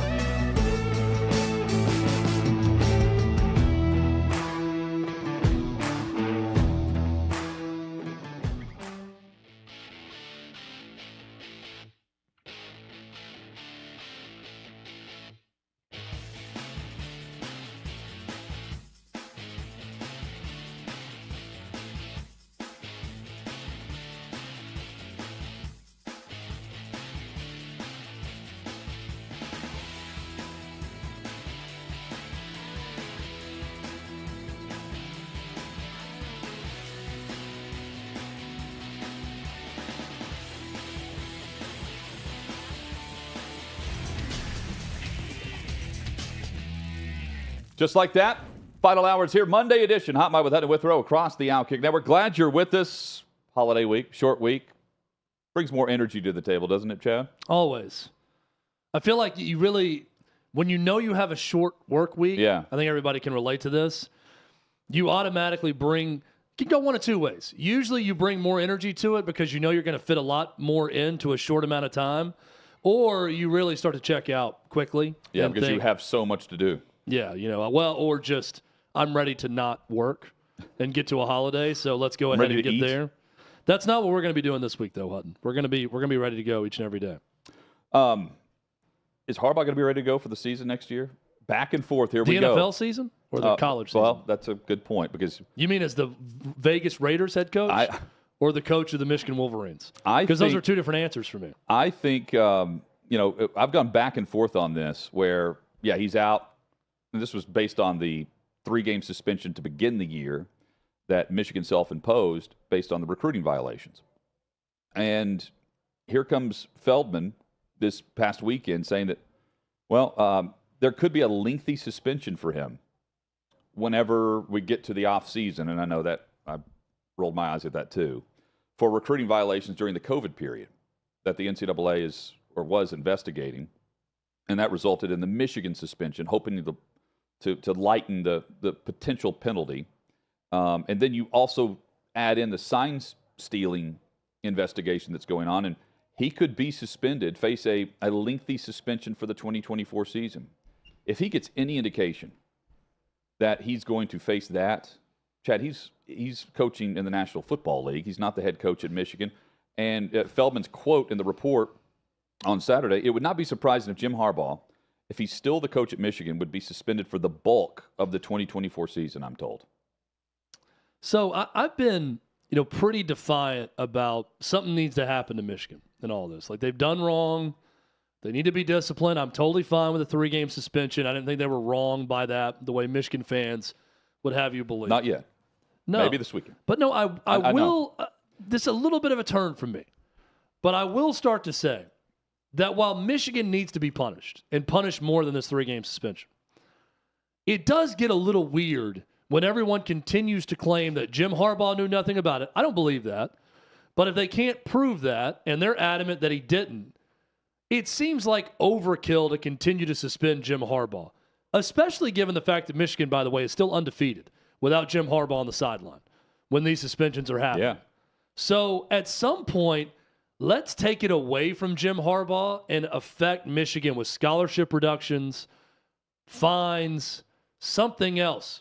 Vacated games, can't win the Big Ten championship for 1 year next year, something. Postseason ban, whatever. Like this whole Jim Harbaugh thing, if you keep doubling down on that, I think gets a little redundant.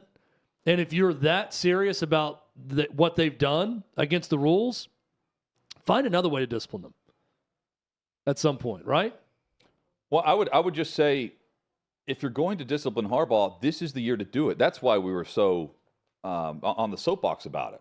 And it took the Big Ten stepping in order for it to happen. And quite frankly, and they were the only ones that could at the time. Like, the NCAA wasn't going to act that fast. Well, they couldn't, but they also knew that there was an appeals process where you have to give the school and the program a certain amount of time to present the appeal. And by that period of time, college football playoff is come and gone, potentially.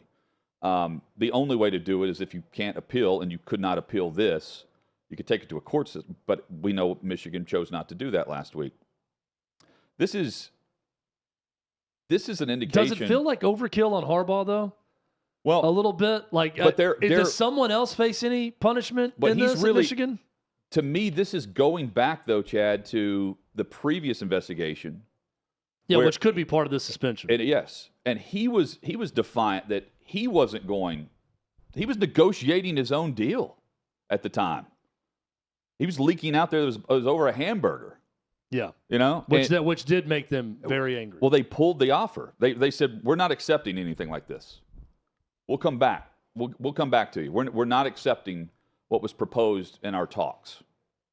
And then Michigan, in their response to this, self-imposed the 3-game suspension, not the 4 that was being reported, and quite frankly, mocked by Harbaugh at Big Ten Media Days, where he's standing at the podium talking about the hamburger, and he was not doing that. He was defiant in the fact that he didn't feel like there was anything wrong, and he was going to be the coach on the field.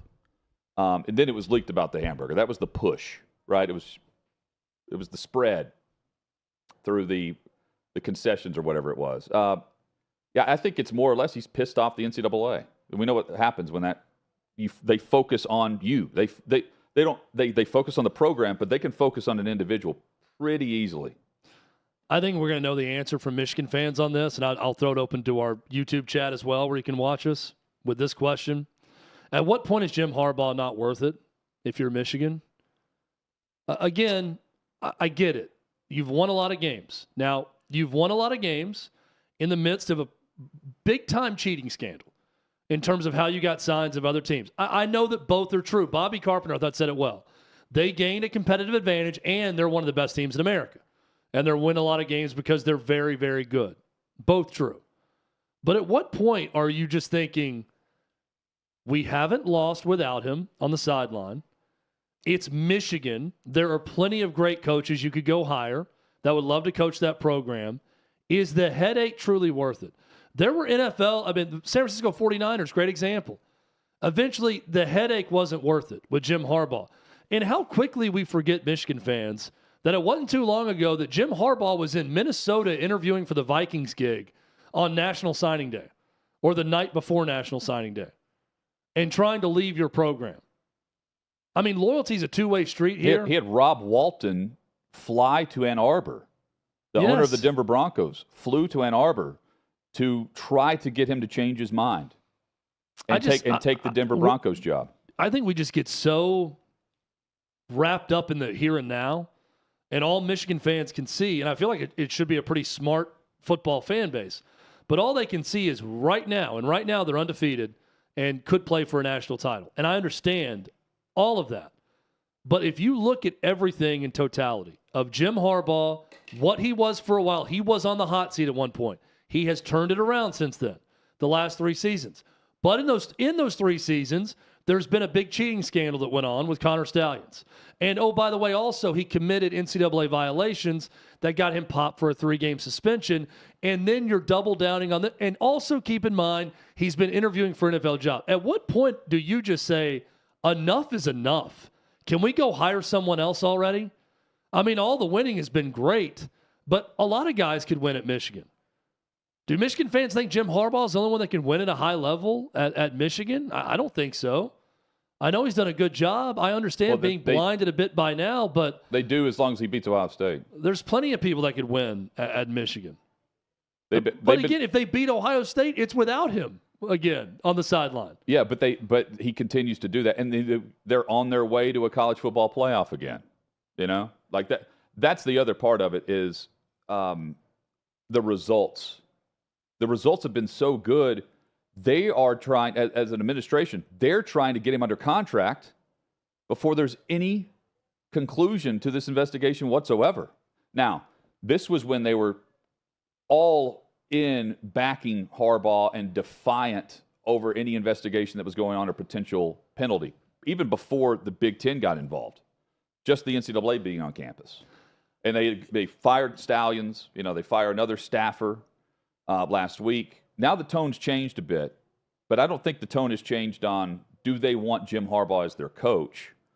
And, I mean, Chad, the brutal honesty with this situation is any college football program that's winning at this level, that has the investment in football the way Michigan does, and there's plenty of examples across the country where they do, if you're winning, there is no discussion about when is enough enough. As long as it's just this, because everyone believes everyone's doing it. I'm saying everyone within the bubble believes everyone's doing it. And it took the Big Ten and Tony Petitti to step in and suspend for 3 games, and here we are where they're accepting that.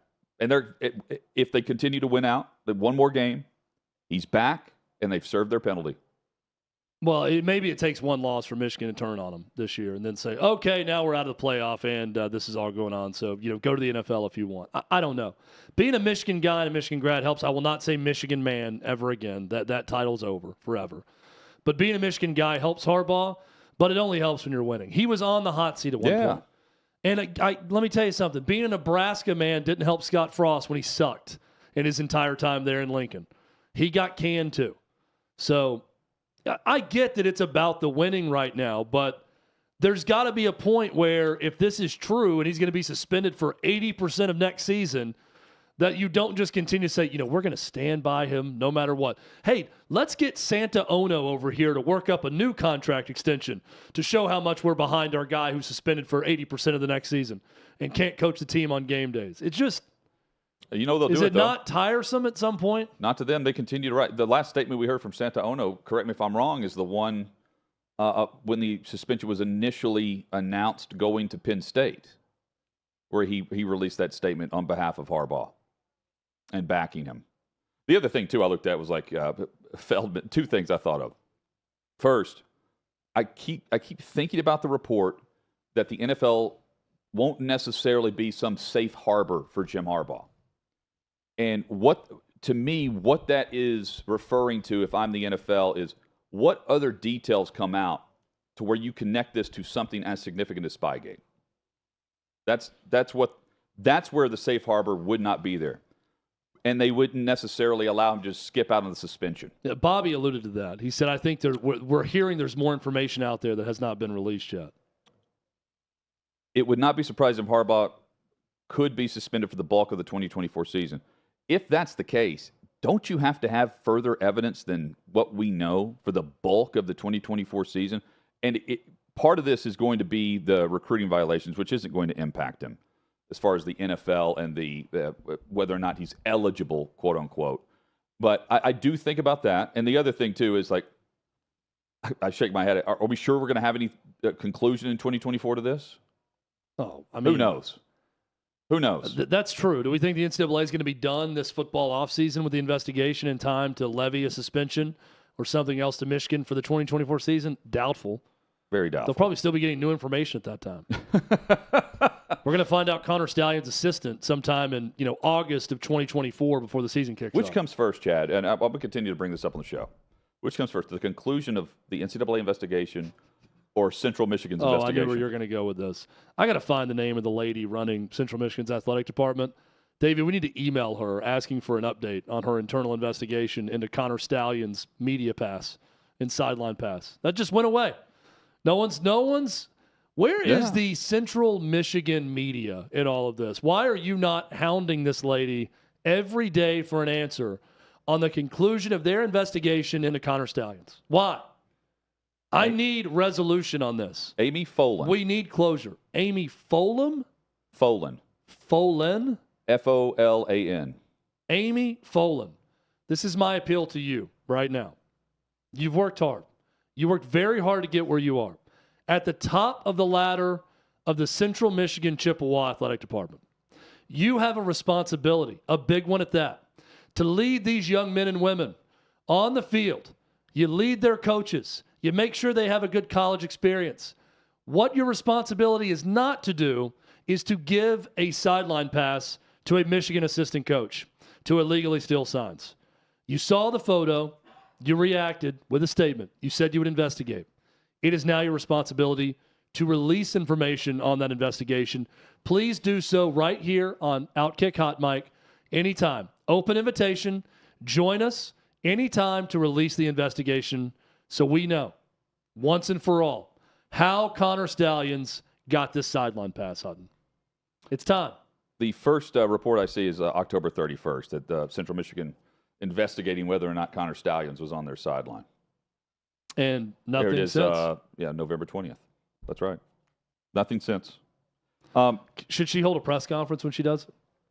Yes. Do you think that Central Michigan to hold a press conference today on Connor Stalions? Well, they just release statements now. Or will it just be a release statement? Santaona would tweet it or post it on See, X. if I wanted to get a better job than Central Michigan, I would hold a press conference. She's been there since 2020. People are going to see what real leadership looks like today from Amy Folan when I tell the world how we screwed up on this Connor Stalions deal or what all he did to get his pass illegally or whatever she's going to claim. So there's some discussion that there's a claim that Michigan fans could boycott game day in the background, like not show up.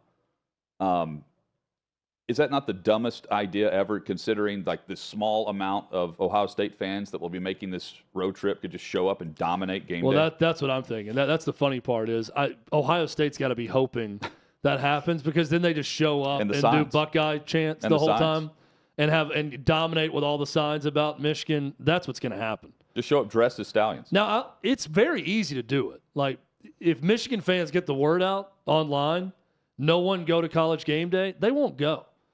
There'll be like a few older families that didn't get the memo that just show up, but then they're going to be surrounded by Ohio State fans and they're going to leave because they're not going to want to be around that. But, to me, it's better served if you show up and you have some creative signs in the background than anything else, than not being there. And then you just have Ohio State fans or the casual fans that bought tickets. Well, I hope that, look, I root for chaos. So I hope this boycott works and that Ohio State just completely dominates the backdrop. I'm sure Bobby Carpenter feels the same way. Looking at the one of the sports talk hosts in Ann Arbor, the best thing Michigan fans can do is just not show up. Game day is only game day because of the crowd behind it. No show and take away the atmosphere they crave. Well, the no-shows for Michigan may be there. Ohio State will show up early and often. We've got a great quote when we come back from Mike Elko, Duke head coach, right now that he just said about what's about to transpire in 13 days. Okay. The countdown is on. In 13 days, I'll tell you what's about to happen. Hot Mike with Hutton and Withrow rolls on across the OutKick network.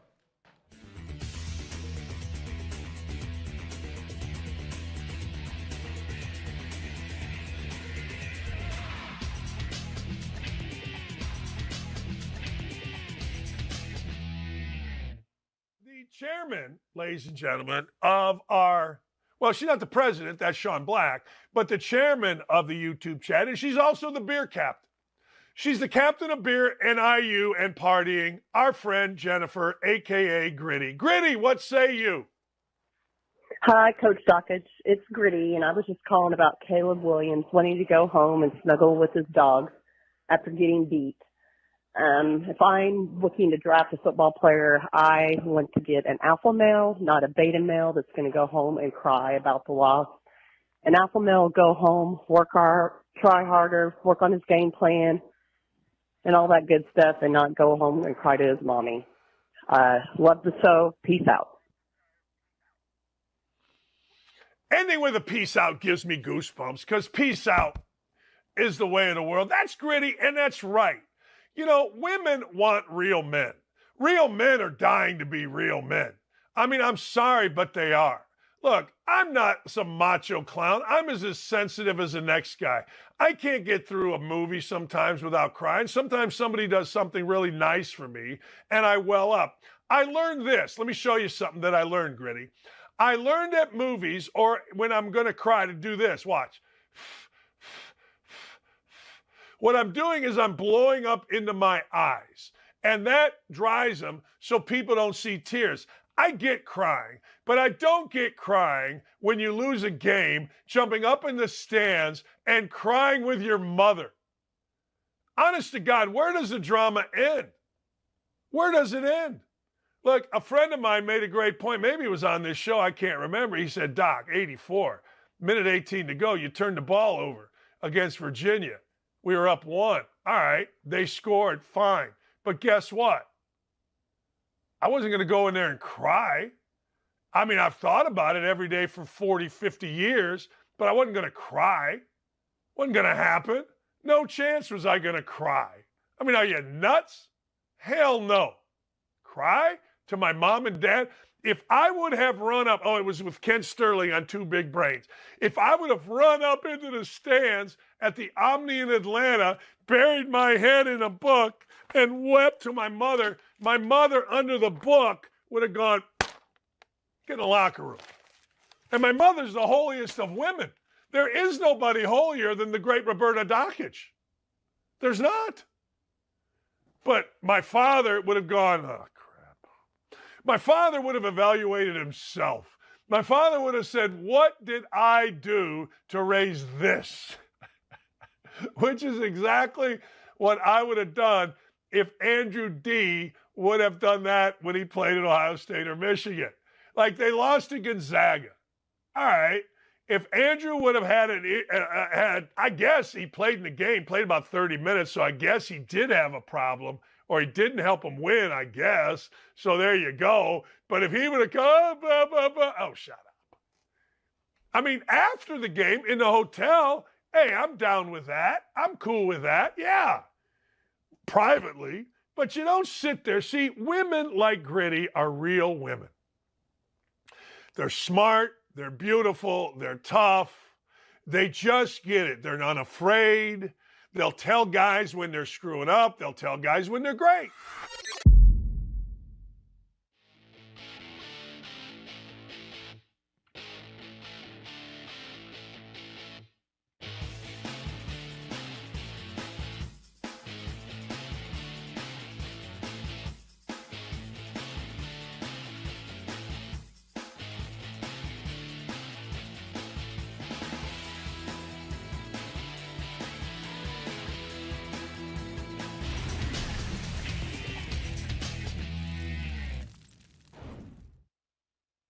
6th and Peabody, our location with EHOP Beer and Old Smoky Moonshine. Glad you're with us. Hot Mike with Hutton and Withrow rolls on here on the OutKick Network.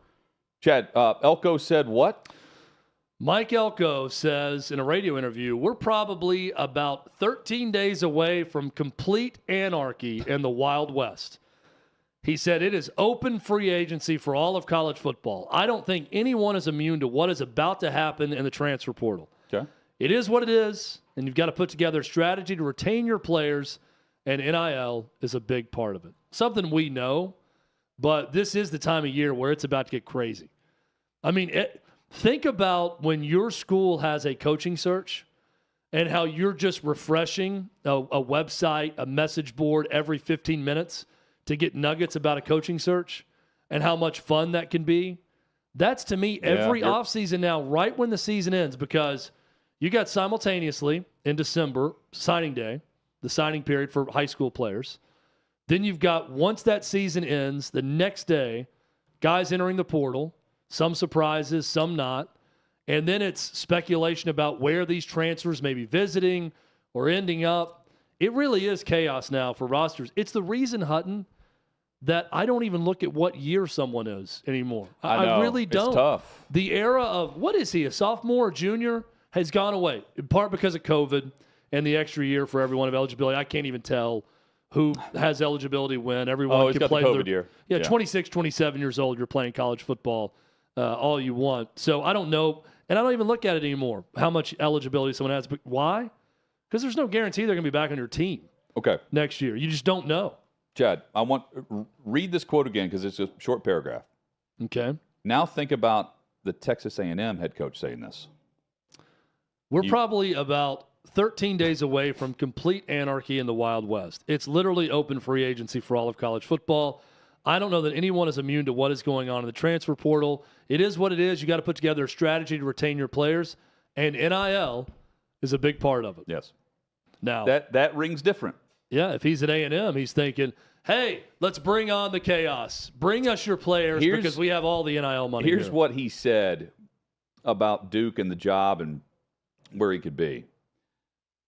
It's and staying or not staying in the rumors. He said he's not oblivious to what people are saying. It's a profession where people just like to put stuff out there. I'm very committed to Duke. Everybody knows I'm very happy at this place. We're doing a lot of really special things. My family's very happy here. We love everything that this place is for. I say it all the time. When you're doing your job, everybody thinks you're leaving. When you're doing your job bad, everyone thinks you're leaving. It's literally the nature of college coaches, so you try not to pay attention to any of that. He said a lot of words there. Yes. I will say, usually if you are thinking about leaving, you don't say as many words as he said. One final sentence here. Yeah. I'm obviously not oblivious to it, and we certainly have addressed it just because it needs to be addressed, but I don't know where that stuff comes from. Nobody ever asked my opinion on what I think about things. Again, more words, and that's pretty much it. So if you read the comments on anarchy, it works okay if you're at Texas A&M and College Station with the money. It definitely and you would also have to retain certain players that would you like to retain from that roster, where Billy Lucci and others have said, like, it could be a who's who scattered across the Big Ten and the SEC based on who leaves that roster and enters the portal. Well, immediately everyone was speculating once Jimbo Fisher was fired. I saw about 8 different programs say, here are players on A&M's roster to look out for to transfer to this school based on finishing second in recruiting, ties to the coaching staff, ties to a high school, whatever. So it's going to be that way with a lot of programs. According to Jay Glazer, we could see Aaron Rodgers back on the practice field for the New York Jets coming up soon, as early as December the 2nd, according to Glazer. He's seeking to do that. He's wanting to do that. Chad, I can't help but think this is more about proving that he has rehabbed to a point where he could have returned last season going into this offseason. Now, if the Jets were truly in contention, it's a totally different mindset for me on what he's trying to do. But he said he's going to be he's trying to get back. He says that he's going about it different than anyone. He had he's different type of procedure, the very best that he could have done, and he's crushing it in the rehab. I believe all that, but he wants everyone to believe all that. And forgive me for thinking it's more about optics if he's on the practice field throwing the ball around while Tim Boyle takes the first team snaps. Yeah, I also think he's going to say it. Like, he's pretty honest now about things. Like, he's going to say, I could play, but we're going to wait until next year because we're out of it. I think what's stopping Aaron Rodgers from just saying that? And to your point, because he wants to prove everybody wrong. Hey, you said I couldn't do it. I could play, but we're not going to. He might just outright say that. That I'm practicing because I'm physically ready, even though you all claimed I couldn't do it. But we made an organizational decision for me not to play. So I'm not going to play. Yeah. And by mid-December, that would be around the time he could play. That's what he's trying to push. Again, if you were just joining us, Tim Boyle is the starter for the New York Jets on Black Friday against the Miami Dolphins. The backup is Trevor Siemian. Third string now is Zach Wilson. He's not the Jets quarterback. But it's time for that's my quarterback. It's my quarterback. What do you have for us, Davey? Tio gets me every time. Guys, to start us off, choked up. I'll be your wingman. And I'm looking for the guy you think you would be best friends with that's a current NFL quarterback. That those sunglasses hit different with the hockey jersey on, Davey. Better or worse? I think a little better. Okay. The top of the jersey, it's the Predators jersey, so yellow and so bright. You actually need sunglasses to reflect off of it, so it works perfect. Yeah, I think you should tie it too. No one ever ties it. Like tie the bolt strategy. No, we used to have the discussion about. I mean, I'm not saying I would ever tie it. How that's yellow and it's gold. I'm like, that's yellow. Yeah, it's yellow. I agree. No, it's gold. No, it's yellow. Chad, I thought about maize, maybe. I thought about Joe Burrow here. I feel like Joe Burrow would be a great wingman, or I'll be Joe Burrow's wingman, whatever. Great. I think the party would be awesome. In a way, a bit low key. But I'm going with Matthew Stafford. Okay. Because proximity, we're some of the best golf courses in the Mid-South, and also very low-key in how he goes about things. But I'm old. I feel like I would relate better to Matthew Stafford than I would Joe Burrow, and Stafford, to me, would be a blast behind the scenes. Stafford also hung out with Leo and drank with him. Remember that story? About it was based on him and his wife, and there's another player and a wife that hung out. Yeah. Oh, Matt Ryan. Matt Ryan and his wife were on vacation. They end up drinking with Leo and a crew Matt of people. Ryan. I never even comes to mind for this. That surprises me more than anything. Yeah, not that he hung with Leo. He's with Matt Ryan. Davey, it's an excellent question. I'm going to go with Josh Allen. This is good. Just seems like the type of dude that'd be fun to throw a few back with.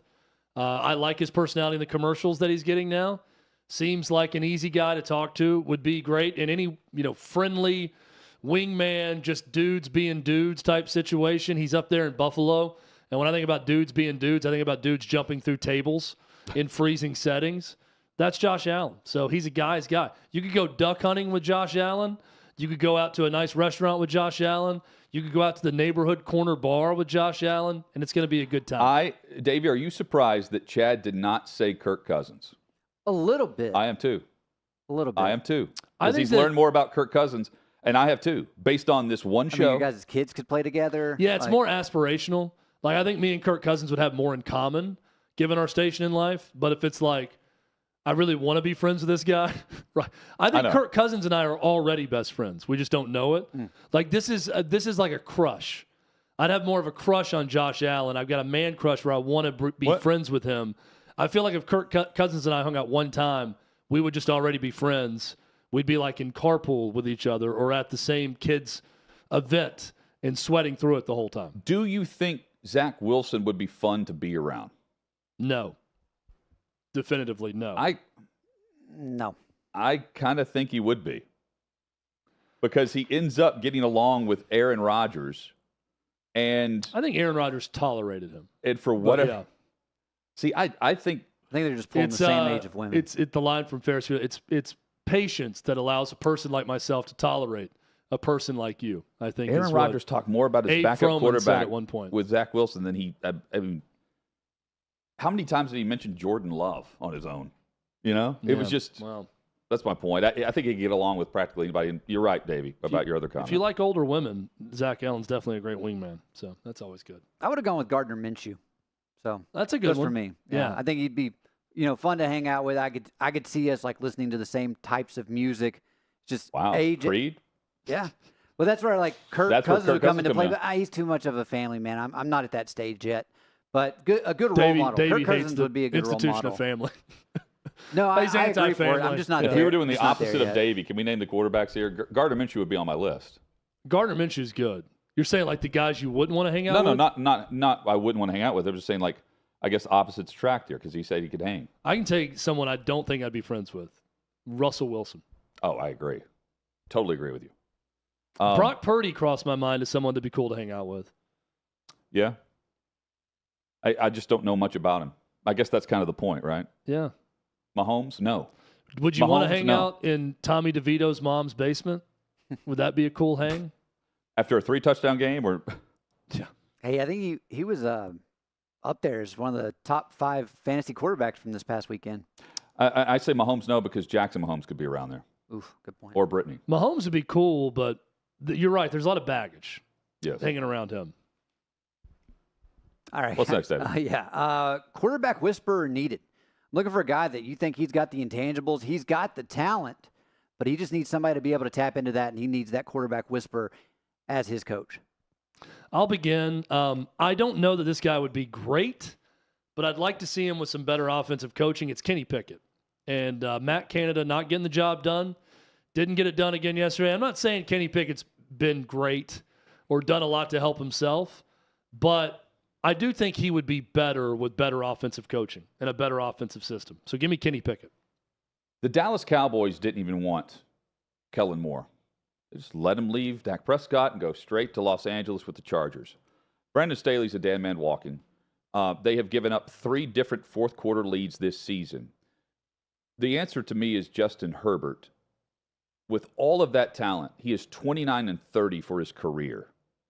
And it really, some of it's on him, a lot of it's not.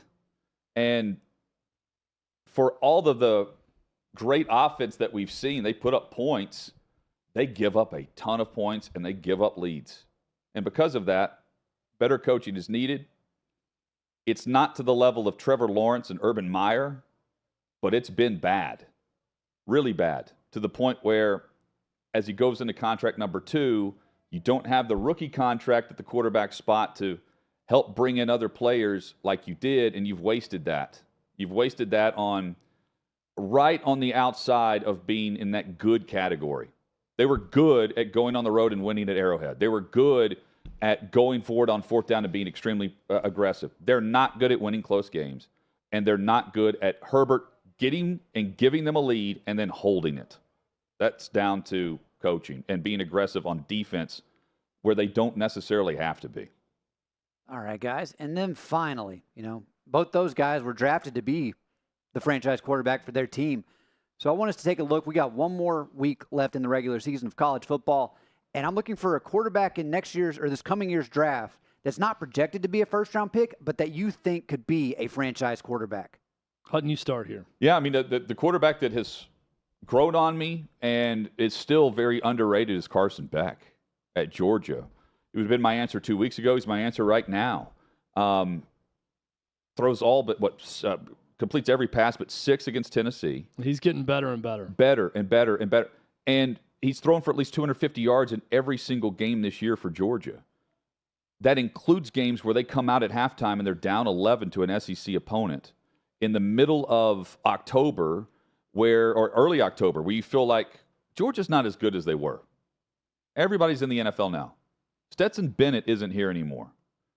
And then here he is, stepping up and leading them in comeback victories. Everyone mentions Georgia just coasting. They're not. They haven't been doing that. But that has led them to where they are now coasting. And it's due in large part to the progression and the development and the leadership of Carson Beck. Yeah, and so the question's about someone not projected to be a first-round pick, and this person's projections are kind of all over the board. But I see a lot that have mid to late second round for Jaden Daniels at LSU. I don't see that or understand it.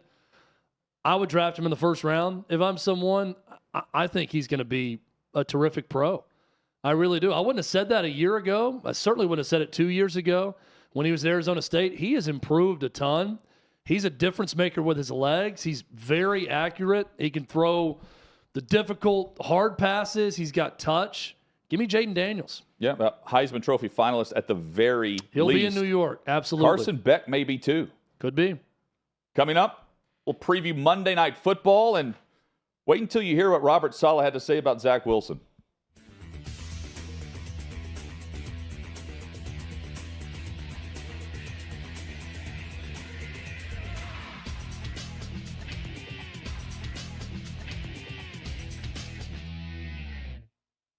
The rest of the world doesn't know this. I have a day drinking day that I have at the owners meeting, and it's Mike Tomlin and I throw it, and it's only for head coaches and GMs. No other media is allowed to come, and the media over time has given us respect. Like, this is Glazer's thing. Let's not go there. And it's usually Tomlin and I and upwards of 30 other guys. It's crazy.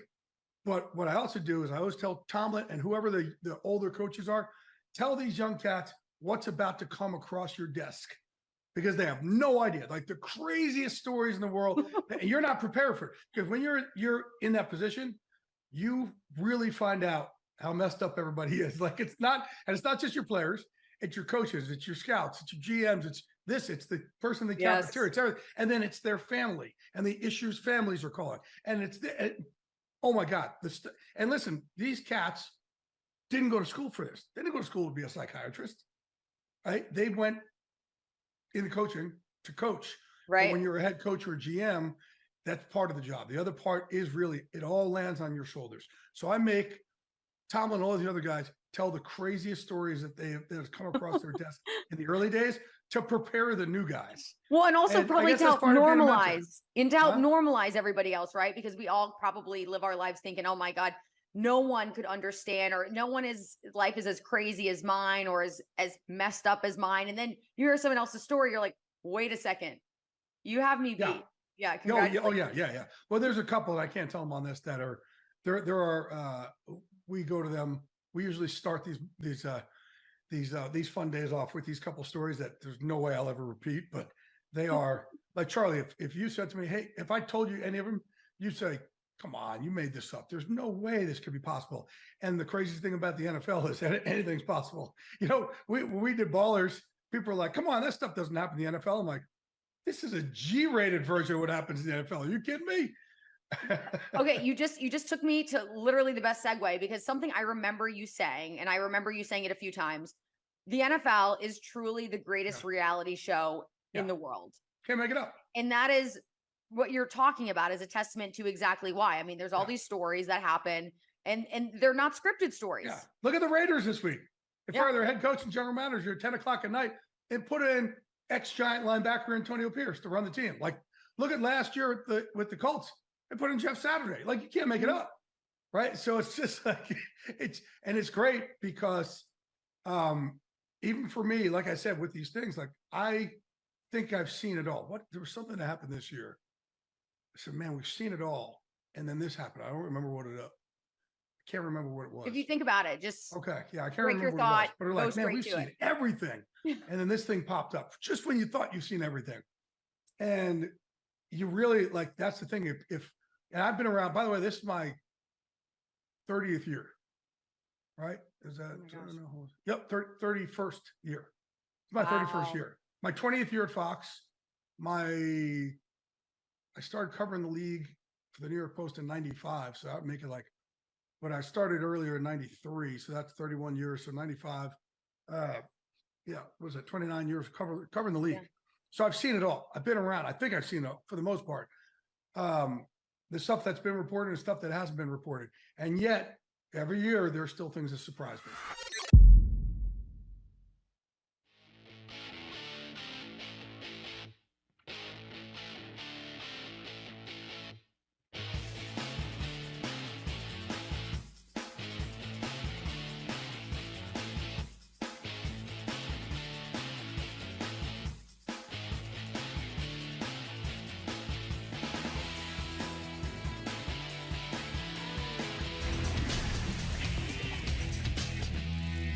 6th and Peabody, our location with Yeehaw Beer and Old Smoky Moonshine. Hot Mike with Hutton with our rolls on. Chad, 2 weeks ago, that Robert Saleh joined Michael Kay on the Michael Kay Show. And just for background here, the Jets beat the Eagles. They then go on the road and they go on the road. They stayed at home, but it was a road game against the Giants. Yeah. They win that game. Stayed in the same building. Then they stay at MetLife Stadium and they lose 27-6 against the Chargers. And Saleh went on the Michael Kay Show and faced questions about whether or not it was time to move on from Zach Wilson. Give him a try. No, I got you. No, it's again a fair question, and it's like I said, he. I don't know. You got me. I'm gonna plead the fifth on all this one in terms of just. I kind of explained it. Respect. Cut off there. Pleading the fifth to a question about whether or not to play Trevor Siemian over Zach Wilson. They're still not going with Siemian this upcoming week, Black Friday against the Miami Dolphins, but they are going with Tim Boyle as the starter. Siemian's now the backup, and Zach Wilson's third string. And so today, whenever he's announcing this, he's asked about, well, how do you feel about how it's all gone down with Zach Wilson this season? Have things gone exactly the way we wanted them to? No. I wouldn't look at it as a failure. I look at it more as a series of unfortunate events. But I stand strong in the belief that Zach's going to have a really good career in this league. He's got tremendous work ethic. He's gotten a lot better over the course of the last year. A lot better. Better, I guess, with accountability, but not much else. And, Chad, I can't help but think that if he wanted it, the whole I plead the fifth, he's not behind the idea of just keeping him in there. He wasn't last year when they made the switch to Mike White. He's certainly not going to be this year when it hasn't improved on the field. Coaches and players hate to use the F word, and not the F word you're thinking about. They hate to say failure. Yeah. They won't use that word. A series of unfortunate events? No. You said it's next man up when Zach Wilson was the quarterback. He is a top 5 pick at quarterback that went in for Aaron Rodgers. You were expecting more. It has been a failure. He has been a failure. This whole situation has been a failure offensively at quarterback. It's not your fault necessarily because your guy you wanted to start went down with an injury. But it's not final when you say something was a failure. I think we got to remove ourselves from coaches feeling like if I say failure, everyone's going to take that as we can't come back from it. No. People fail all the time and they get back up and they improve and they get better from it. You can say that game was a complete failure top down or the Zach Wilson experiment was a failure, but we're going to get better from it. Doesn't mean you're dead. Doesn't mean it's over. Failure doesn't have to be the F word that everyone thinks it is. So it's a failure. It's okay to admit it's a failure. Yeah, and so part of this was he's like, we wanted to play him behind Aaron, and he was going to get that redshirt year, and he never got the redshirt year that he needed for development. Whatever. Aaron Rodgers wanted Zach Wilson around. Otherwise, they're moving on from Zach Wilson way earlier than they did.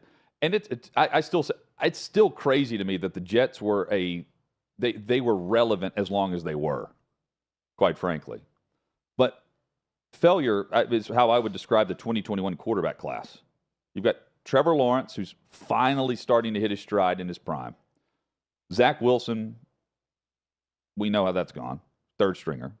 Trey Lance is a traded backup, and backups being generous to him. So far, a complete total bust. failure. Yeah, failure. Justin Fields is a starter. I nearly considered him for the question we had about better coaching. And then there's Mac Jones. That's your 2021 quarterback class with all the hype behind it. No one would have expected to go like this. And unfortunately for Robert Saleh, no one would have expected 4 plays into the season, Rodgers is down. But it's another wasted year. And players begin to buy into that. They're wasting their years in the NFL when it's the same story or the same song, different verse.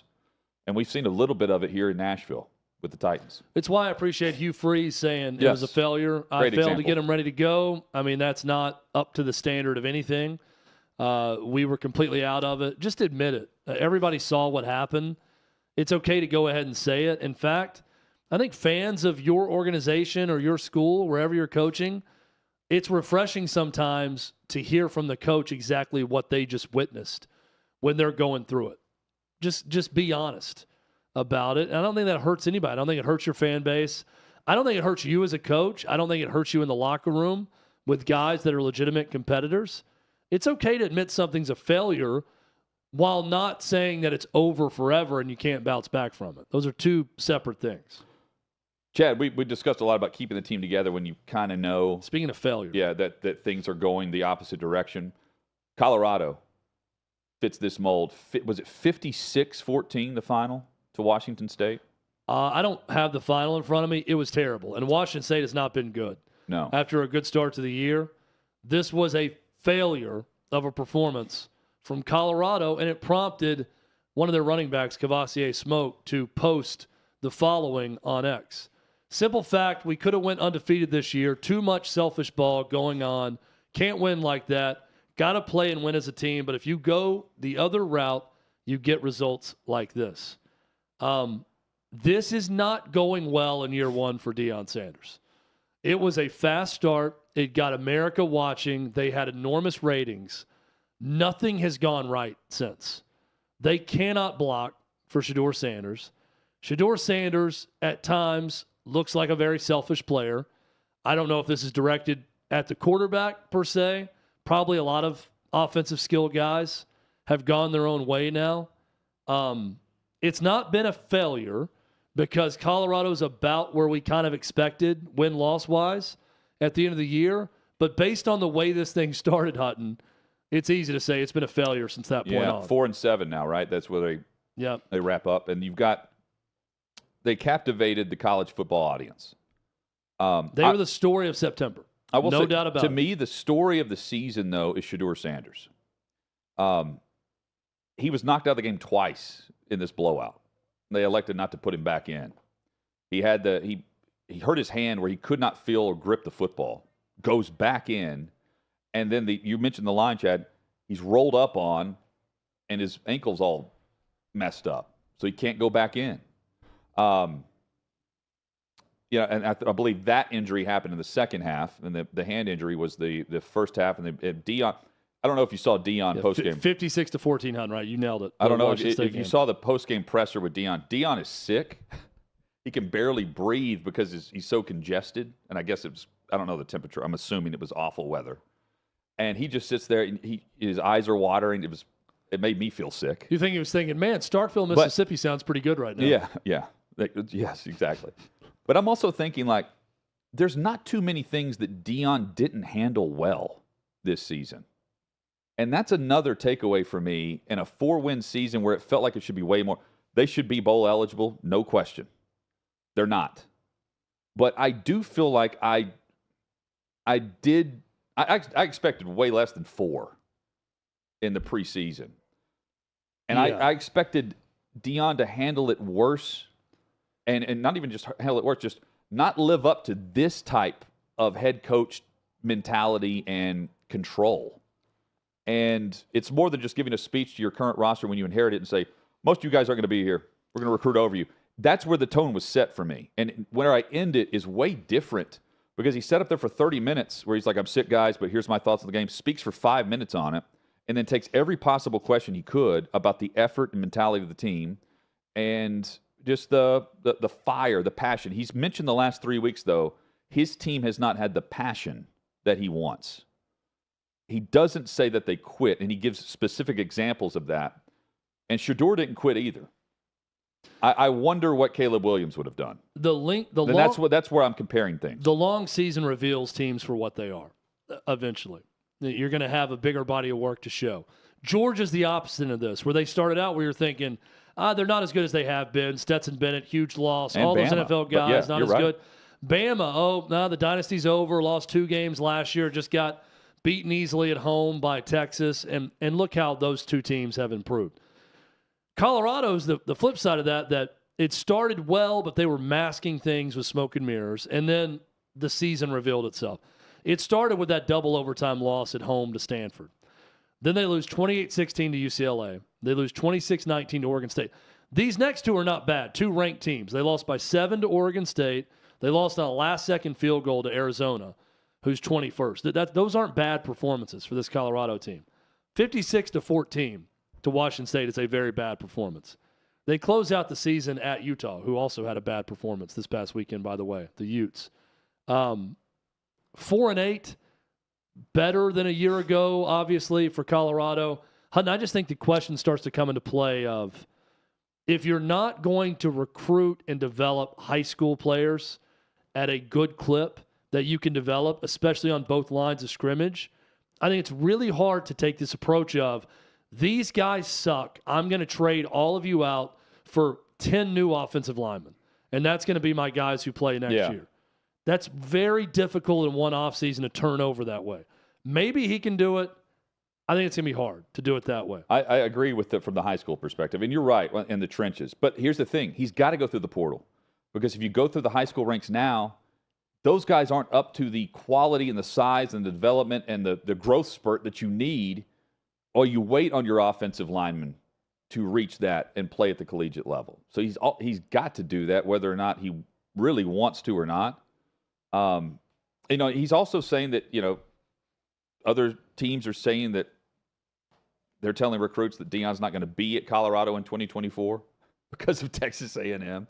Oh, he's mad. He's getting sabotaged. Yeah. That's coaching, dude. He's about to sabotage everybody. Yeah, everyone that you're recruiting there's a coach saying something bad about you. That's for every program. But if you name your chief competition at any Power 5 program, there is a coach recruiting that's probably said something about someone leaving or something happening at another program to try to keep them away from that. If you haven't seen it, go see the YouTube postgame presser with Deion. Chad, Eagles-Chiefs tonight, Monday Night Football. Chiefs favored by 2.5. Over-under is 45.5. For perspective, the Super Bowl was at 51.5 on the over-under. Both quarterbacks, both teams, had the bye week. I think it's going to be a fantastic game because both quarterbacks had a week off, an extra week to prepare for this opponent. And I don't care what the matchup is. I'm taking the under. Night games, 26-8 on the year for the NFL when taking the under. Monday Night Football unders, 11-1 this season. How do you not just ride this trend until Vegas gets it right? I even asked Furman about this on Friday. He didn't have a great answer for it, about why Vegas hasn't adjusted to the over-under. No adjustment at all on that. It's crazy. So, Hutton, you're going under on this one? Taking the under. And I think tomorrow we're discussing more about Philadelphia than Kansas City. I think Philly can make a statement tonight. I think Philly has been the better team so far this year. I still think Kansas City probably gets it done tonight. I'm going to go back to the well because it worked again. Okay. And I like to go with Anytime things that's worked before, okay? I am going to go with Rashee Rice plus 200 once again for an anytime touchdown. He doesn't have a ton of touchdowns, but lately he's been more of a red zone target for Patrick Mahomes. Give me Rashee Rice anytime touchdown. And forgive me for bringing up Taylor Swift. Do you have the odds for Kelsey anytime touchdown? Because he plays better when she's there. She's not going to be there. Travis Kelce is minus 120. Odds are minus 120 for Kelsey. A.J. Brown is plus 115. Those are the two highest odds. Then it's Jalen Hurts plus 120. I think enjoy the game. This is only the 9th time that we've seen a rematch in the regular season from the Super Bowl champ against the team that took them to the brink. And then also, it's very rare, I think the 4th time maybe, 5th time that we have seen the two teams from each conference with the best records meet up past week 11 or later. So soak it in. Should be really good. We'll recap it tomorrow. Have a great evening. Join us tomorrow, 3 o'clock Eastern. Hot Mic with Hutton and Withrow.